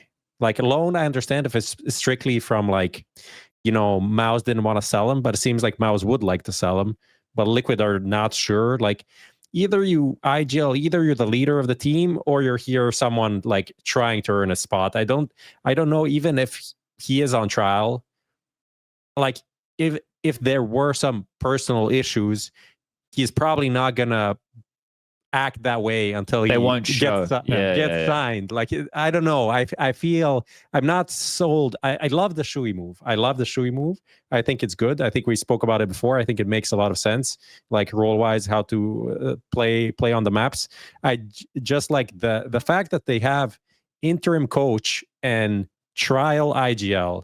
It just feels like another like half step from Liquid and not really committing to something that they believe in. That's a really good point in that it's the same thing as having a coach that has no control over the roster. Like you at some point you're just kind of at the mercy of the players. And how, like this was mentioned, I can't remember who mentioned it. Kenny S mentioned this the other day. Like, how do you have JW as like the boss of eyeballers, but also on the team? Like, how are you supposed to, you know, have the control that you want? And I think the same thing's true as the IGL. Like, if you're on a trial, you are at the behest of the players. Like, how can you really control them the way you need to, right? Mm-hmm. Although I'm very positive on the move in general. Yeah, and I think it is probably a bad thing.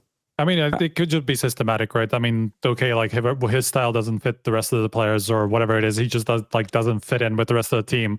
Like, we can imagine it's probably not a cheap buyout. And so, like, do you really want to splash? I don't actually have any numbers like reported to me or anything like that. But let's just throw out like $500,000, like you want to spend on a new IGL, and in 3 months you realize, so like by the Austin Major, you realize like this is not a good fit at all. Like, it's just not working. We saw how it worked with Katie, and I think within 3 months they knew it was not working very, very quickly. It just ended up spilling over for a little bit longer than that. So I think it's more of an insurance thing for them, where they don't want to end up in the same situation that they did with Cadian, where the honeymoon period was great. We saw like the retreat, and everybody was like, "Oh yeah, this team fucks" and all that stuff. And like very quickly, it went very wrong. And so I think it is just an insurance policy from Liquid to make sure that they, they don't burn themselves again and just spend loads of money on a guy that doesn't work out. Yeah, I mean the Cadian PTSD does justify it to a strong degree, even though I don't like it. I understand from that point of view, but it's also kind of I think Vu, you mentioned it, like his job now is not, his job is to make the players happy more than anything else until he gets signed, and then he can do whatever he wants, kind of. But can he actually? Because like ultimately it does feel like this Team Liquid is Twisted's project, and whatever he wants goes. And I'm not saying literally no one else has any input, which is definitely not true, but it's it's a tricky situation to be in if you're an IGL coming in on loan with no coach either that can like back you and support you on things. Because like obviously Twist had a lot of ideas how he wanted to play CS, how he wanted Liquid to function, and I feel like if he doesn't give up that like siuhy the freedom to decide these things, it's not going to be a siuhy led team. So then what's the point? This is where I'm kind of concerned that it might not end up good. Well, then I suppose that it begs this question. Who do you think decided that Twist shouldn't be in-game leading anymore? Do you think it was the organization or do you think it was Twist? Because you just said it's a Twist-led team. Well, we can only speculate on this. I don't know. I am abstaining from comment. I will only ask questions. What do you think? You said you're just not going to talk about the JKS part. Yeah, this is only a JKS part, isn't it? No, no one even mentioned JKS, bro. He's gone. No one cares. But he was a part. He was a part of why the change happened, though, right? Well, I mean, don't know. He could also be just the easiest. He could also just be the easiest guy to get rid of. You know, like the most sensible guy to get rid of. Doesn't mean that he was a part of the problem. It's just we need an IGL and we have nobody better to kick. Yeah, because, I think. I mean, the only answer I feel like, other than Twist decided he's maybe, or they agreed with other people that he shouldn't be IGLing, is they literally were just like, JKS is so bad and such a bad fit that he needs to be gone. Who do we pick up? Oh, well, there's an IGL out there. Like that's the next. Like that's the only other option. I don't know if that's. I feel like the other option is like more clear, where they feel like they should get an IGL. Personally. So I mean, it's curious. Like I would love if Twists put himself out there again, you know, because last time it was like, okay, this is my project. I made all the decisions, you know, and so it would be nice to know exactly how that panned out this time. And I hope that Twists is just as transparent with that sort of stuff now as he was before. You know, if it was an organization decision, I hope somebody says that, you know, because then we know where to place blame effectively if it doesn't work, or even the other way if it does work, of course. Like finally, they put their foot down, you know. I think like Prof was asking the question, right? So what do we think is more likely? That there was the organization? I think it's the player. Okay. I think it's Twists. Yeah. Okay. So then what does that mean for the choice of not the replacement, but the player replaced? I mean, that probably he wasn't that bad. He just needed an IGL and needed somebody to kick. I mean, even there was actually a great thread on HLTV. Really? Someone pulled like, I don't know. There's a lot of great ones. There's one about Zontic's fanboys, fangirls. And I think they labeled them groupies, Prof, if we're going to use the correct vernacular. But I do know the thread that you were talking about. Amazing thread. Like, what the fuck? He is a goat in many ways. But this thread was about NAF versus JKS against top 10 teams. Did you see this one, Chad? I think I linked you it. Well, okay. JKS attorney number one. Yeah, I mean, JKS against the better teams, he performed much better than NAF. Like overall, when you look at it's not a big difference when you look at the average. NAF like slightly edges it, but against the better teams, JKS was performing better. So there's something there. This year? Yeah. Yeah, okay. But the thing is, like, NAF has also been on Liquid forever. He's one of their like brand players, and he does. I feel like that earns him an extra chance. If things are like kind of similar, you're gonna side with the player that you know and have had around for forever versus the new guy in. Well, let me ask a question to Striker. Striker, if let's just say that they replaced NAF instead of JKS, and still brought in siuhy, what implications would that have had on Liquid's VRS? Oh, bad. They would lose the American spot to stage 3. They would I think they would still make it in Europe to stage 2. I'm pretty sure that's how it would have worked out. But yeah, I mean, obviously, you know, between the two, it had to be JKS because of that reason alone. I just love SPUNJ is out here like, tell me JKS is good. Just tell me. I'm just pointing out JKS attorney. This is literally like, okay, to answer this question, no further comments needed. Thank you. No, I rest my case. Actually, never mind. They would have been in the MRQ Europe. Yeah, there we go. They wouldn't have made it to. Yeah, pretty bad. Yeah. Would have been all over Red Rover. NAF is better than JKS. Let's just get that out there. NAF's just better than JKS. How? How do you quantify that? Tell me more. Tell me more. No, this year NAF is having a bad year. And for a bad year, if he's still only slightly a tiny bit worse than JKS, he's a lot better than JKS. And what kind of year is JKS having? Listen, okay, JKS had to change some roles. I'm sorry to Australia. JKS had to change some roles. He's had some good games. You know, I'm not a JKS hater, but there's too much role overlap, and you're not getting rid of NAF. I'm sorry, you're just not getting rid of NAF. It's just not an option. You're just NAF is not being replaced, so JKS is the only option. This I'm curious to see his defense was like, he's not guilty. Your Honor, he's not guilty. He can't be guilty. Just believe me, he's not guilty. I'd say this. I would be surprised of which player they would have replaced if there wasn't the VRS implications. I have to do a disclaimer here. Chad, obviously from Australia. JKS from Australia. NAF is from Canada. Vancouver area, right? Yeah. Where are you located? Dude, NAF as a fucking 14-year-old destroyed me in some LAN finals in Vancouver. Okay, I should hate this guy. Okay, I should hate him. The same thing is for me at Frozen. Do I hate Frozen? I don't. Not anymore, at least. Well, you're a better person than I am. Hey, bro, I can't wait until Mateos from fucking Copenhagen Wolves becomes a great player. That's all I'm saying, bro. Everyone has like a 14-year-old prodigy from their countries. Just like I have fucking Maki and Shago. They're two of the names of all time. That's nice. And can I say NAF is a really good anchor? Last year he was one of the best anchors. It was just liquid. This is me being a NAF fan. Okay, I'll admit it. This is my NAF bias, just like the JKS bias. I think NAF was one of the best anchors in the world last year. He just wasn't on the right team to showcase it.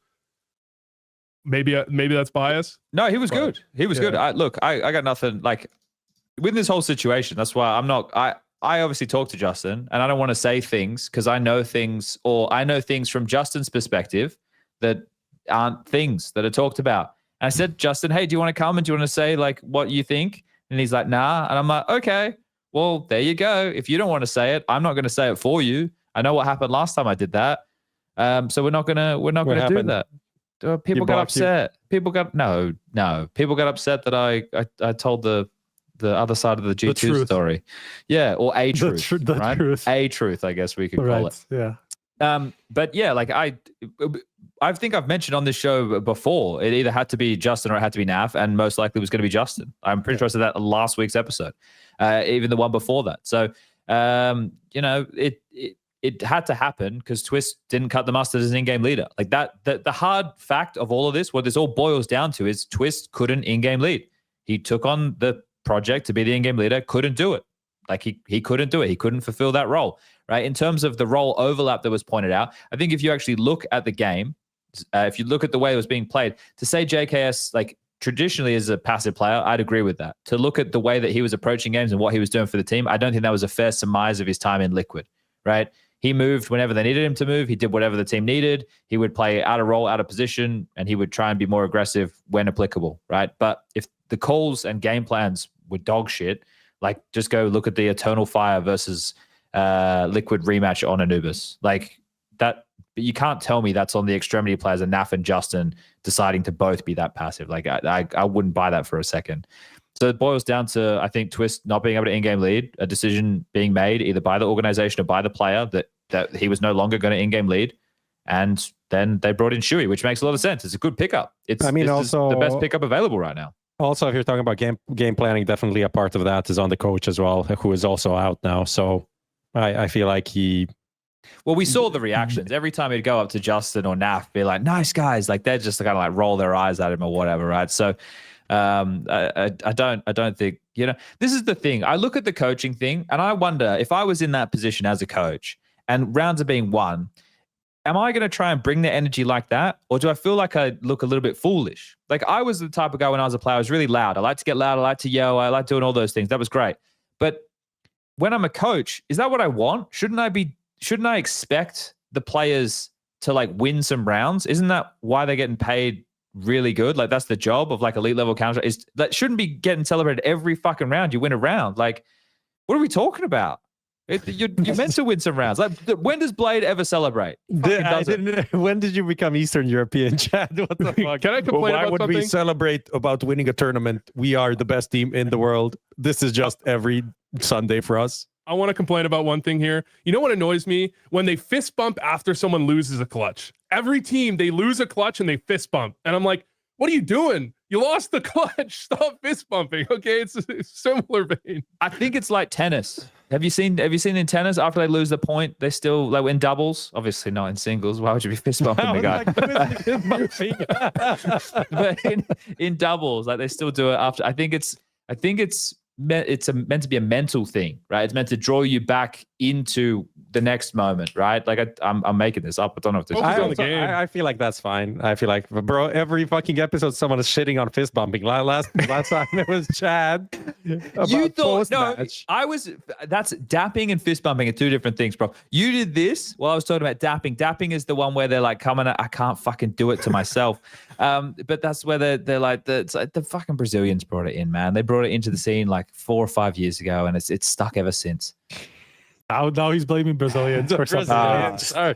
This is it's all Listen, to be clear, if I lose a crazy. clutch, let me focus on the game. Don't make me take my hand off my mouse and fist bump someone, okay? Just let me focus on the game, man. I think it's just like, you know, it's fine, bro. We still love you, even though you lost this. I would like that. I would like that. You would like the comfort. I would like that because I would probably think everyone hates me now because I lost the 1v1.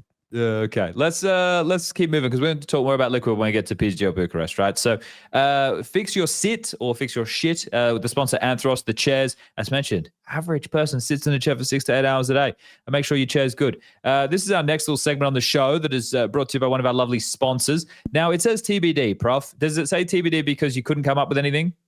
Kinda. I mean, I had some ideas, but I was like, maybe I want to pitch it to someone else. And then we had like all of these issues before we went live, so I didn't really discuss it in depth.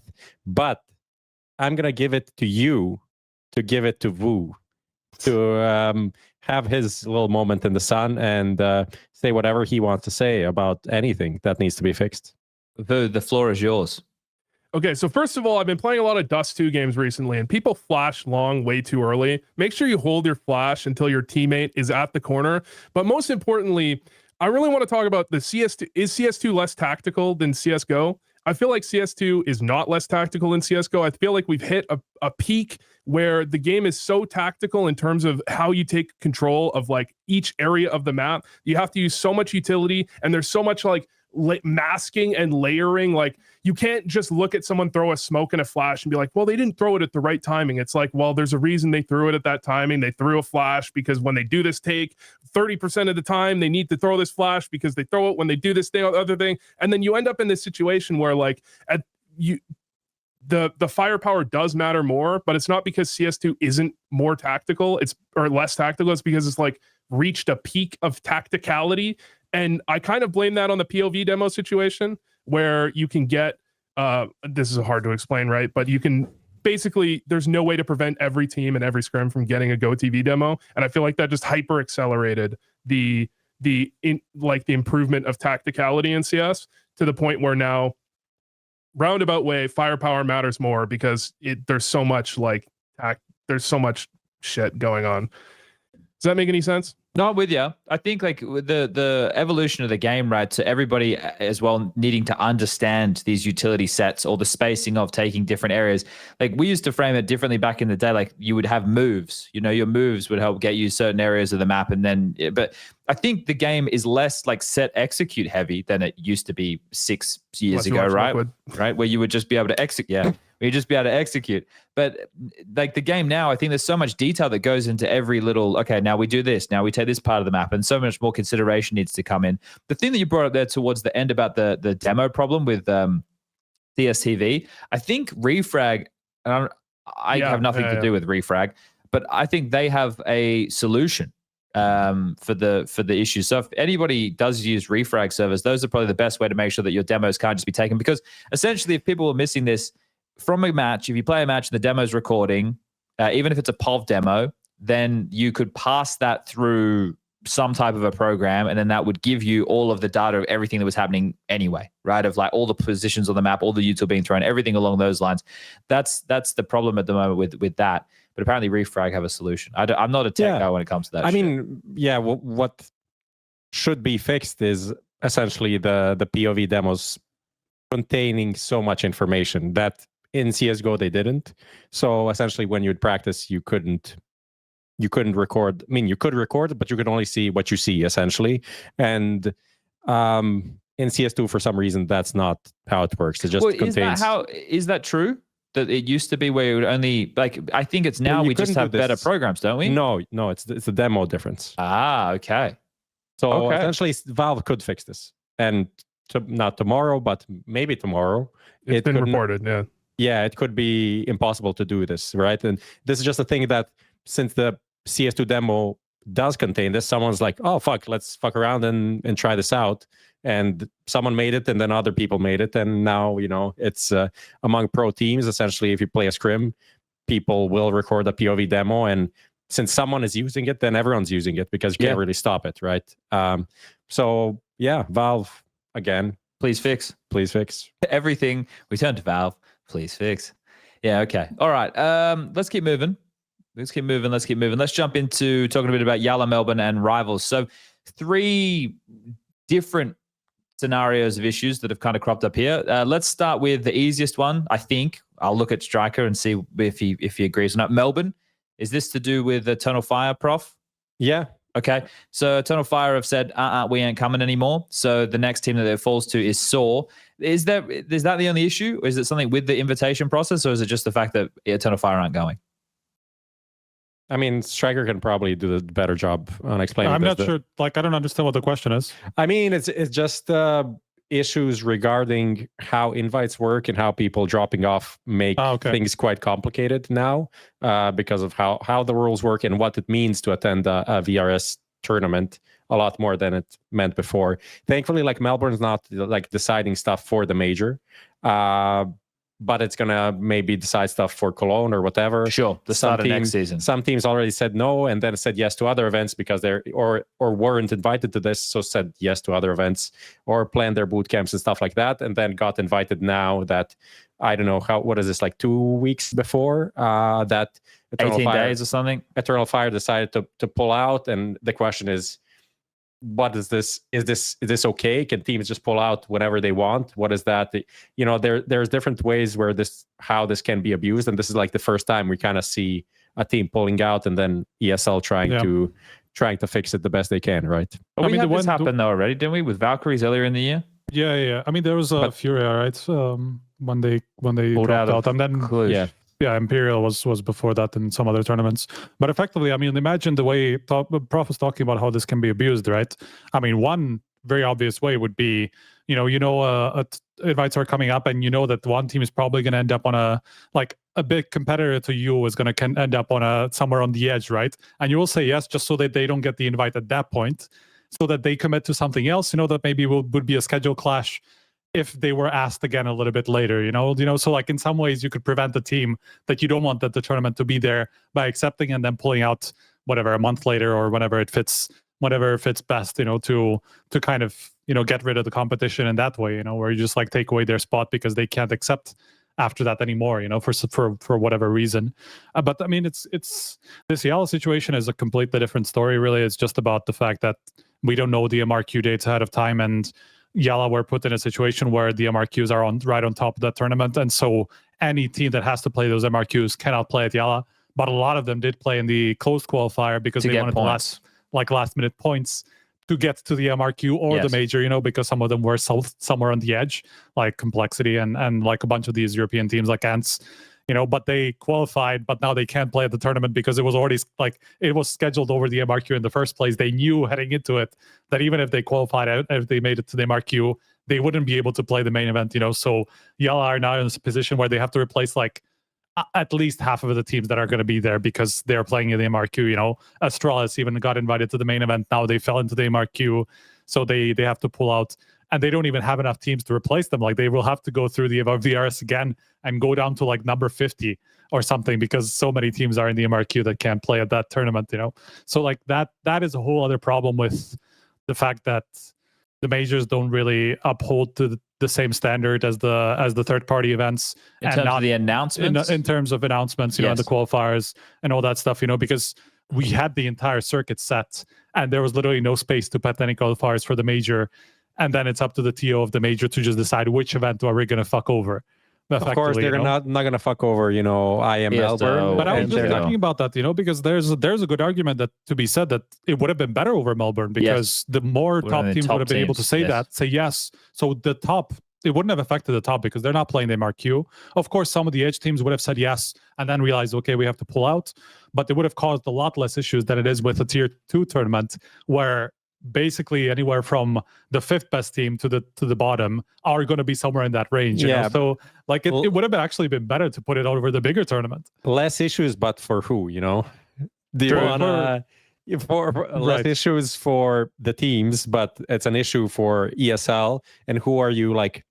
Who do you want to really like it's cause like, issues with? It doesn't affect the top 10 teams. They still get all the best teams in the world at the tournament because they can play it. Like there's nothing preventing them from going there because the MRQs doesn't affect them, right? They're already invited to the major. No, I see it from both all sides. The big teams, right? I see it from both sides. The one angle is that Prof's saying is a political angle, right? That it doesn't. You don't even need to take the actuality into consideration. You just politics is. Yeah, you're scheduling an event over my event.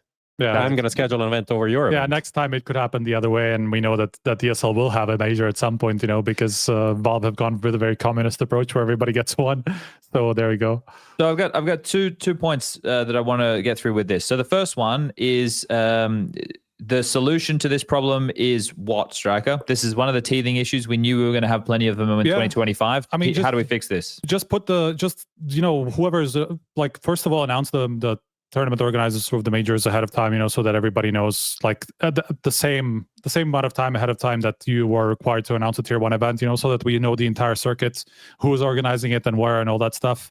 And then, you know, make sure that you also set windows for where the MRQs are supposed to take place so that tournament organizers don't put something there and then, you know, have to deal with that overlapping and they have nowhere else to put their tournament in, you know? So like ahead of time, we just need to know where the MRQs are, at least whatever it is now, like 2 years ahead of time now that you have to announce that's by the Valves, the date and the tournament organizer of a tournament, right? So 2 years ahead of time for the majors, we should know when the majors are taking place and the MRQs, where the window for the MRQs should be. Okay, cool. That was actually going to be the second part of the question. So, like, because I thought you were going to say, oh, just, you know, make sure that a team can't play in a qualifier if they don't attend to I mean, that's also another problem, you know, where you know that you can't play the main event and then you play the qualifier in a way. That's more complicated because, you know, it can turn out in a way where you play the qualifier and then you don't actually have to play whatever you were going to play at the same time because you made it deep enough into the ranking. Yeah, you can go there's to a lot of problems with instead that. of being that's much more complicated. Yeah. All right, let's do a little experiment here. Let's be Valve for a second. Why are they not upholding their endorsed tournaments to the same rules that they want the rest of the circuit to be? Oh my God, that's a great question. I know I'm putting you on the spot here. I'm trying to think. I have like one reason. And that one reason could be they want it so that the major at the time is getting all of the like focus. And let's say that the next one is in, well, it wouldn't matter because this next one's meant to be in Budapest, right? For Star Ladder.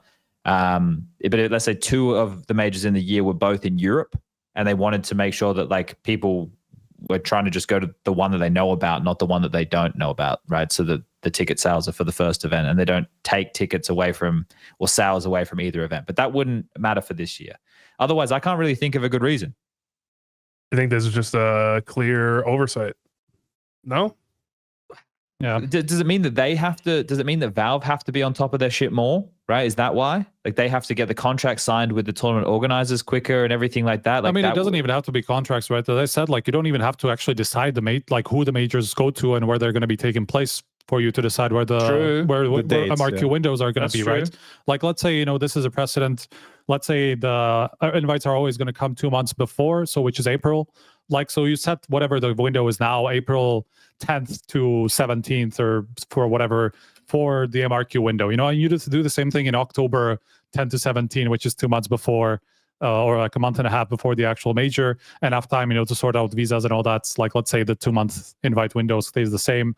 So you just set that as the MRQ window, you know, you don't leave it to the third TO who's supposed to organize it in the end to work out the final details. You know, I know it will cause some issues, but it's much easier for a TO to hold up to a certain window than for everybody else to try to work around a window that they don't know exists.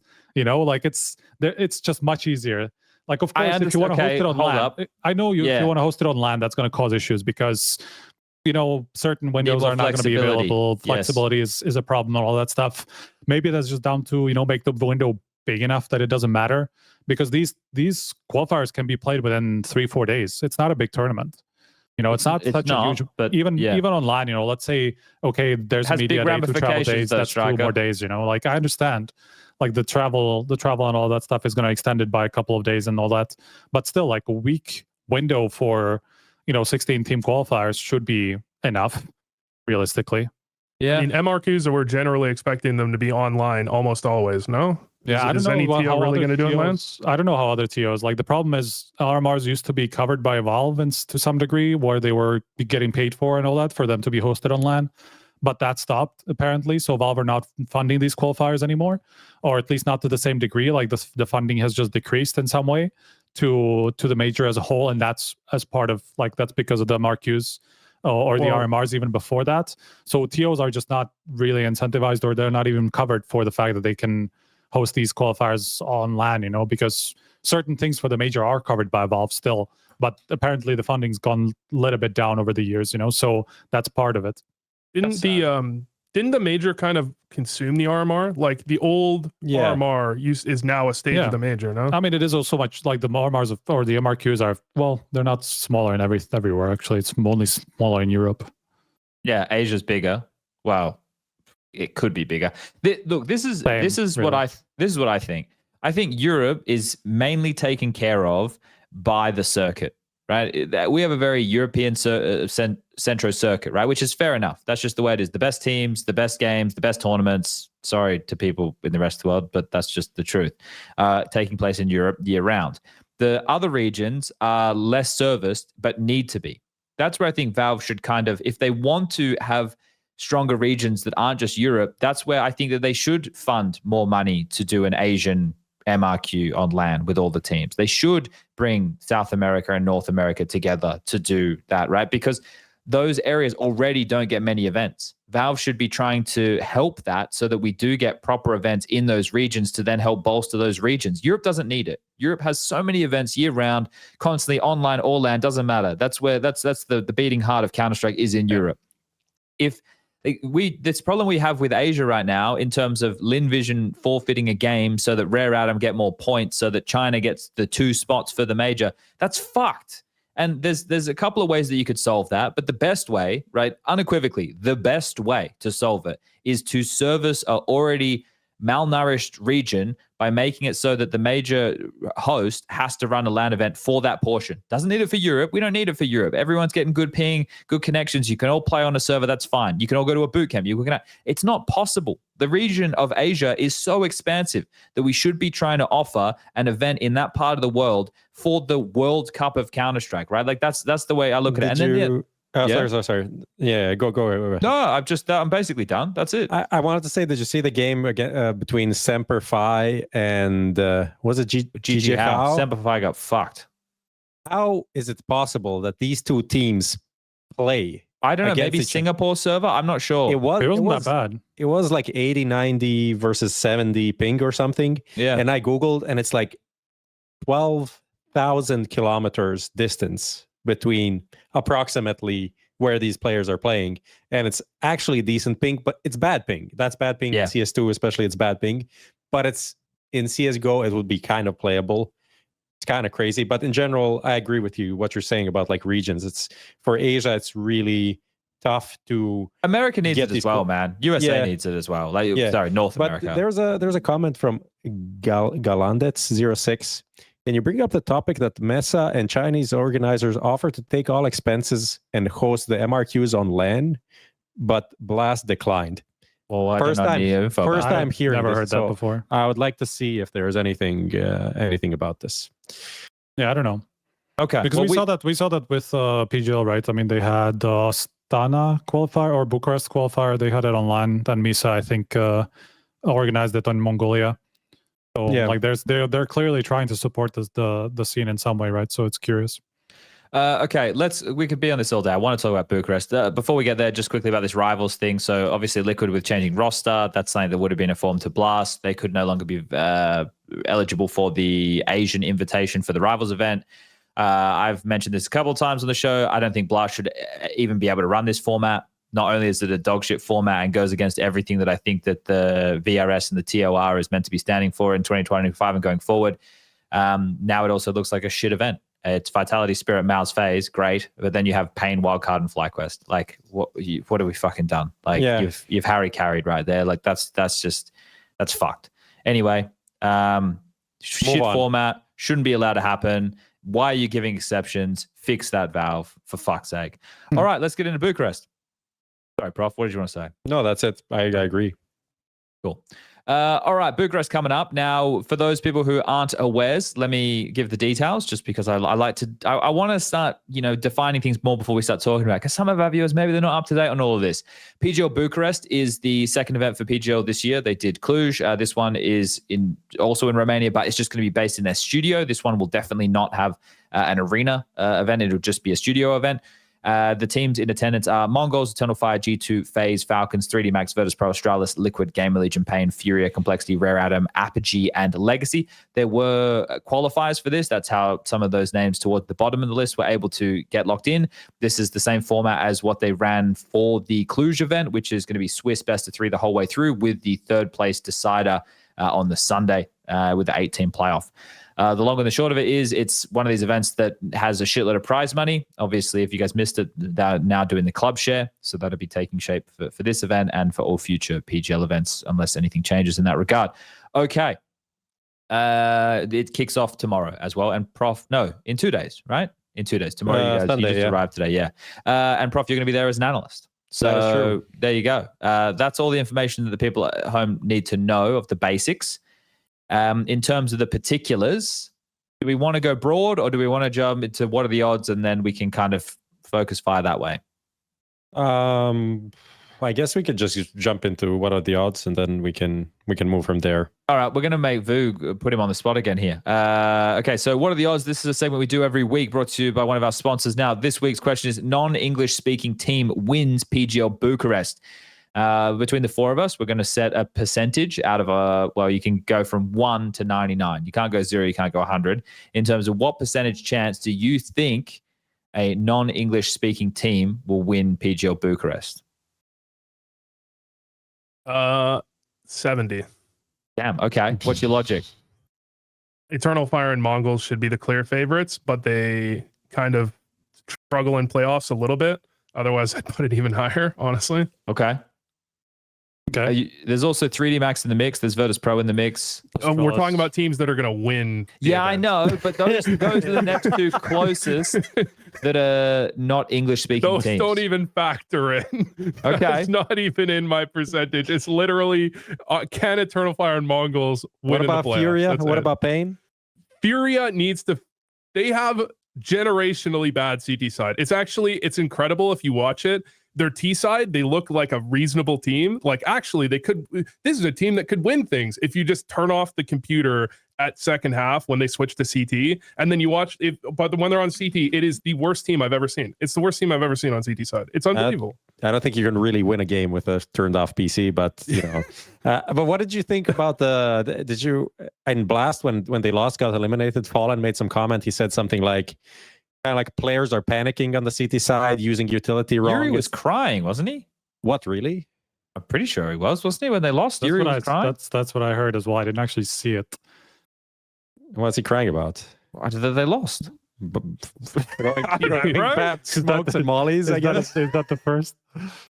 Anyway, back to the know. panicking. Yeah. What did you think about that, Wood? Did you think that's the CT side problem? I didn't hear that comment. I think whoever's in charge of their CT side, it's top to, when I say it's the worst I've ever seen, it's top to bottom. It's like the players are making individually bad decisions. The setups they're in oftentimes look really lost. The way their decisions in the mid round are definitely bad, but it's like there is no redeeming factor in a Furious CT side where I'm like, this is good. Why don't they just build on that? It is pure garbage. It is actually like, and I like Furia. I actually like, and I think Fallen is actually like a passable opera. He's like not as bad as people make him out to be, but my God, whoever they have controlling their CT side should be fired immediately. I don't care if it's Case or Auto. Get that guy out. Get him out. Okay, so hates Furia but doesn't hate Furia. 70% though. So I just want that much stock. I want them to succeed. You putting that much stock in Mongols or Eternal Fire being able to win the whole thing. So do you think, like, I guess this now gets us talking about the rest of the field. G2, FaZe, Falcons, they're the next three by VRS in terms of ranking. Like, so those, they get the 30%?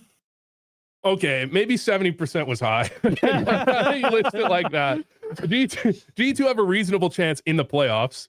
FaZe, I'm so out on FaZe, man. Like, I watch FaZe play, I'm just sad. So I feel like, honestly, it's like G2 or Falcons kind of feel like the two teams. And then Liquid, I actually feel like Liquid would surely have a reasonable chance. So, like, yeah, maybe 60. Can I lower it to 60? Yeah, you can. We have that flexibility around here. Lower it to still 60. should be Eternal Fire and Mongols. It should still be them. Lower clearly. it to 60, but now I'll remind you of another non-English speaking team, so you can raise it again if you want. Astralis. Oh, can I bring it back to 70? Can I put it down? Can I lower it to 50? I mean, the other direction. Can I lower it to 50? Yeah, it's Eternal Fire and Mongols, or it's like G2 or Falcons, and I would say outside shot Liquid. Maybe FaZe can all of a sudden look good. I don't know what they even say about FaZe, but yeah, it's the thing is, Eternal Fire and Mongols are just way better. If we're talking group stage, like, who's going to be the best team in the group stage if the playoffs didn't exist? I would say, but also, you know, the playoffs are just in studio as well. So it's studio playoffs. It's all studio. Yeah. Okay. I'm happy with 60%. All right. I'm happy with 60%. So that's fair. Yeah. I'm happy with 60. All right. Who's up next? Striker. I'm doing some calculations. Here we go. Fucking nerd. Okay. I'm gonna say 65. I think 65. I mean, similar logic. I think it's these two teams. It's their time. It's their time. They have everything ready, and if they don't win, I'll be disappointed. That's I like that angle. Disappointment. I would agree, because right now with the field, they feel like they should be leaps and bounds above everybody else. They play comprehensive Counter-Strike and they have good pieces, whereas I can't say that about anybody else on the, like, if I'm going to be honest, I like 3D Max more than I like the international teams before them. And if VP didn't look so bad on their T side of fucking Ancient, I would like them more as well. But I think honestly, out of the G2 FaZe Falcons, I think I don't even know. I think it's like FaZe and Falcons, and then behind that G2, crazily enough. That's how I see the likelihood of someone. Even though FaZe didn't look good, I think they can grow. This is I was explaining that last episode. I feel like they have still room to grow. So that's kind of how I see it. I feel like with a FaZe game, like I know what I'm going to get. Whereas a G2 or a Falcons game, it's either going to be pretty good and be like, oh, I have belief in these teams. They can play well together. Or, oh, for fuck's sake, what the fuck is going on? Like, it doesn't make I think like the floor and the ceiling for G2 and Falcons, I think, is actually higher than FaZe in both ways, higher and lower.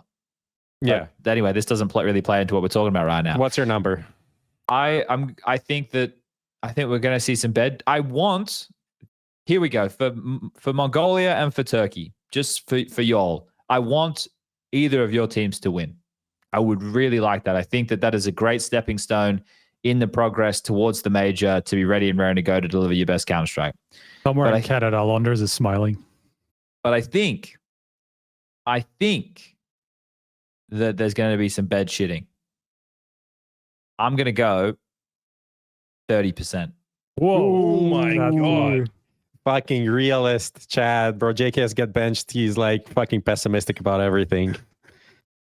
What if Liquid now win? What if Liquid now go on to win the whole tournament? Yeah, that's why. That's also playing into what this year. Yeah. Non-English. Yeah.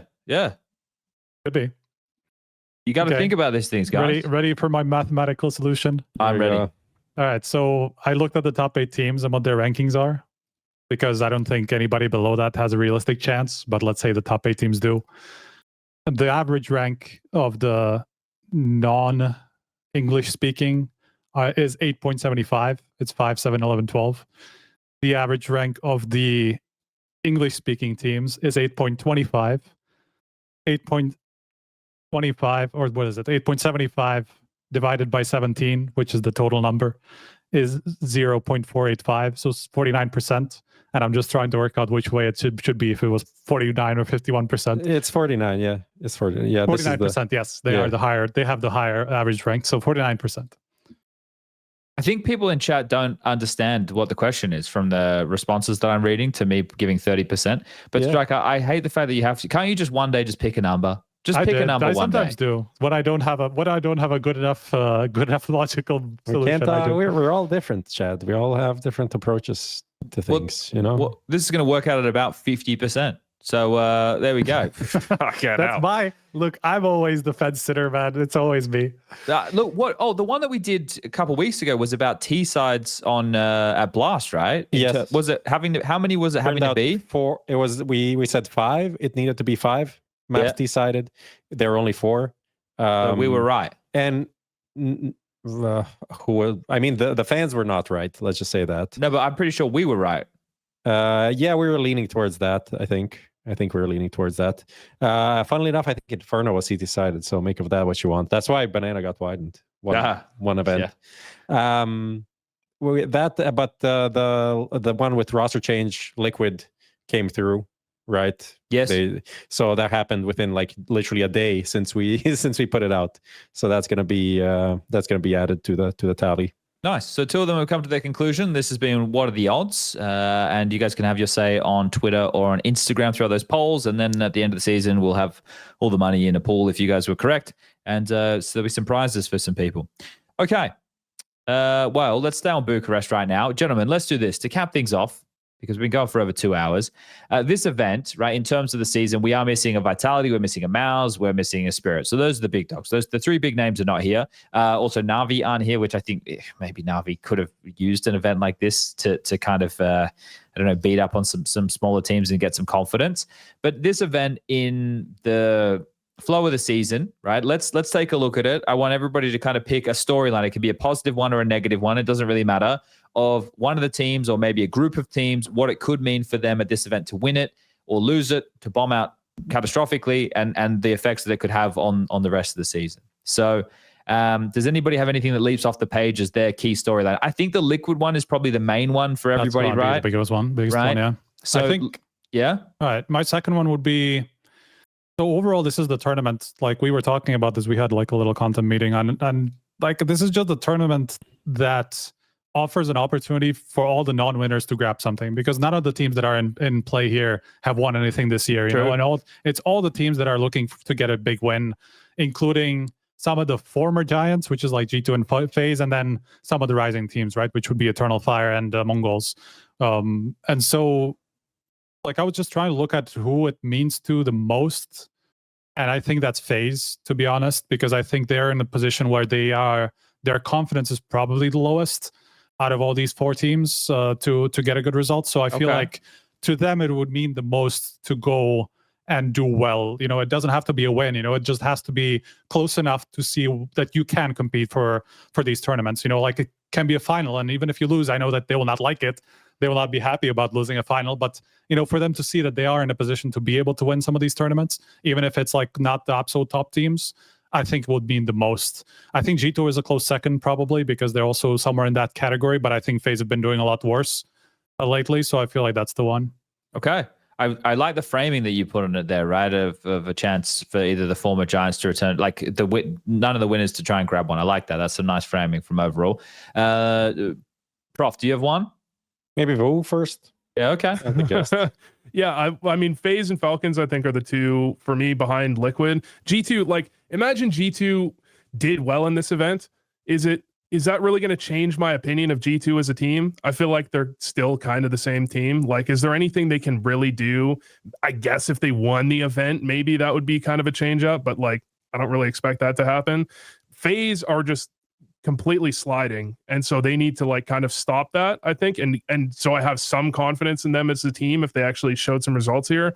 And Falcons are like, I don't know, Falcons have like these weird kind of close games against good teams sometimes, but then absolutely shitting the bed like they did against VP is kind of wild. I feel like they've had enough time together as a team at this point. They've got enough pieces that should be good. They've got Nico, Tezes, they've got Dexter, who's sometimes really good.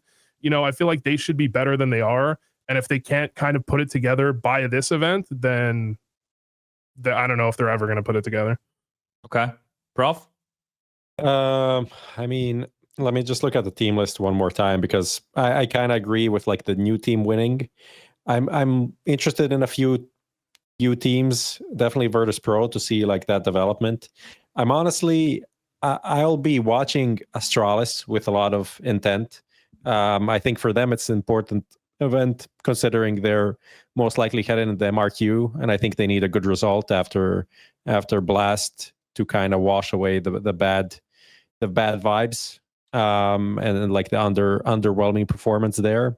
So I think they are one of the teams that I'll be looking forward to, with a bonus point of this little kid from Apogee, this Jacob, yeah, who was like he was mentioned by Jim Pat as not one for the future bold prediction, and also Ash made a video on some prospects also mentioning him.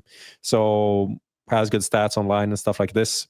First LAN, if he can do something against these like pretty decent teams in a tier 1 event, right? It's a big jump up, but if there's something there, it would be nice to have like a new Polish prospect on the rise. Okay. I'm gonna go for should have been thinking about this while I was listening to you guys talk. I'm gonna go with Virtus Pro. Right, I want to see Virtus Pro double down on the type of form that they were showing at Blast. I think that there was some good building blocks there. They had a really tough group. They were in the group of death, and they had some hard opponents that they had to go up against.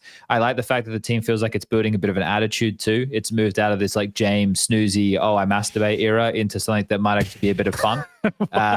So that was the brand, right? You know, yeah. Saving AWPs and beating your meat. Like that was it. That was what the team was. So like it could be fun, and I like the fact that we have it's a team of really strong aimers, right? And I think that if they start fleshing out their game a bit more, it could be fun, and they've had a bit of time to practice in between. So yeah, I've been a Virtus Pro hater in the past. Maybe I've become a Virtus Pro lover. So yeah, I'll get behind the Virtus Pro train. Also complexity, because I think it's hard with players like Sixy and Nix coming into this team and then being expected to perform when doesn't work that way. They're on like a 13 match win streak or something now. So it is online and like smaller teams, but huge difference from like 7 match lose streak that they had at the start of the year. Mate, the quality of the teams, even though you're talking about like just some middling European names that they're going up against, are still leaps and bounds against any of like equivalent opponents that they would have in North America for sure. So I think the fact that they're on that run and they're beating teams like Nine Pandas, Metasports in here, that's a nice win. Namiga's in here, right? These are some names that you would be hoping you'd be beating as a complexity. So yeah, good of them to be getting a bit more time and a bit more reps in against those type of opponents. But yeah, people want to be checking out PGL Bucharest. Going to be starting on Sunday throughout the PGL channels. You'll have Moses and Dinko and Scrawny and Launders on site with Prof and Yanko and Teko and Richard, Maui and Dust. That's correct. Yeah, I think I've nailed all that from the top of my head. Interviews, don't forget. Okay, Banks, they're doing the interviews. So you guys can check all that. And then there'll be Harry and Hugo and I think it's Zeus and Anders. Casting from remotely, which means they'll be at home. Okay, cool. Put a bow on that. You guys can check that out. It's going to go for a week and a bit. All right, I think we're done. Everyone happy? Okay. Vu, if people want to if they want to keep up with Vu, if they want to be watching more Vu, if they want to know what you're up to next, what's the best place for people to find you? What can they expect from all things Vu? Yeah, Twitter, VuCSGO. YouTube, I haven't uploaded on my main channel in like 6 months. So YouTube, it's Vu. That's why? I don't know, man. I just feel like there's so much, like I put out a couple bad videos, so like there's pressure on the next video to be high quality, and then it's so much easier to ramble about CS on my second channel and just make some stuff up compared to like editing down, making like the flow perfect and all this stuff, and like spending months on a video. It's tough. Okay. Yeah. I like how like I'm looking through your numbers on that channel, and you're like saying bad and stuff, and like the worst hits you have is like 80K, which is that's a very bad video. I mean, it's like, for a guy who gets 1,800,000 and 400,000, 500,000 all the time, I know, but it's not such a bad number for YouTube overall, to be honest. it doesn't feel good. It doesn't feel good to spend like a month on a video and then it's just I like get that part, this is getting the same as I used to get when I spent like 3 days on a video. You know what I mean? Like it's yeah. You know what that tells you though? What, less effort? Exactly. Yeah. Like, I'm getting like 40K views on my second channel videos that I spend like 2 hours on. So it's like, yeah, maybe that is the solution. There you go. All right. Okay. Well, there you have it, everybody. That's another episode of HLTV Confirmed. Thank you for joining us tonight. As mentioned, go check him out on the socials, on the YouTubes, and watch his videos. All right. Thanks to Skin Place, thanks to Anthros, thanks to Prof, thanks to Striker, thanks to Lucas, and again, thanks to Vu. We're gonna get out of here. We'll be back with another episode once I'm in Melbourne, which will be after I land in Melbourne on the 19th, boys. Maybe we can do it then. All right. Yeah, we need to figure out something without you. So I don't know if people. Oh, we didn't even talk about TC joining Passions UA. Damn. Next week. You guys can do that next week. Next week. Maybe have him on. I did talk to him a few days ago. Didn't mention any of this. Well, there you go. Okay. All right. Well, we'll let you guys know when the next episode is coming. Otherwise, enjoy the Counter-Strike. Keep up posting really nice stuff on HLTV forums, guys. You guys are great. All right. Good night. Goodbye. See you next time.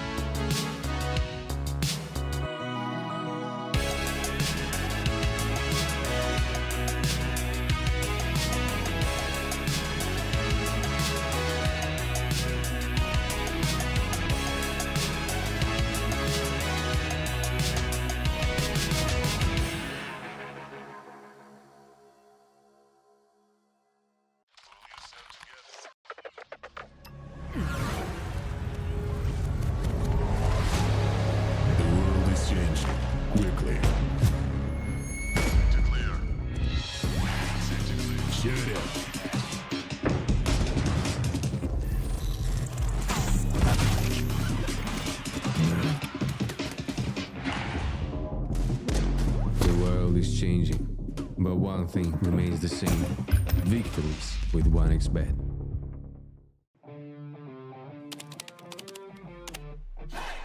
Sell in-game items at the best prices in just a couple of clicks. We are the biggest instant sell service for in-game items like Counter-Strike 2, Dota 2, and Rust. Easy selling process and instant withdrawal of funds to the most popular payment methods. More than 140,000 deals and 50,000 active sellers every month. Use promo code HLTV5 and get a 5% bonus on the sale of your skins. Skin Place. Sell items now. It was more than a game. It was everything. Every single emotion on display. Not a moment missed. This was CSGO through the lens.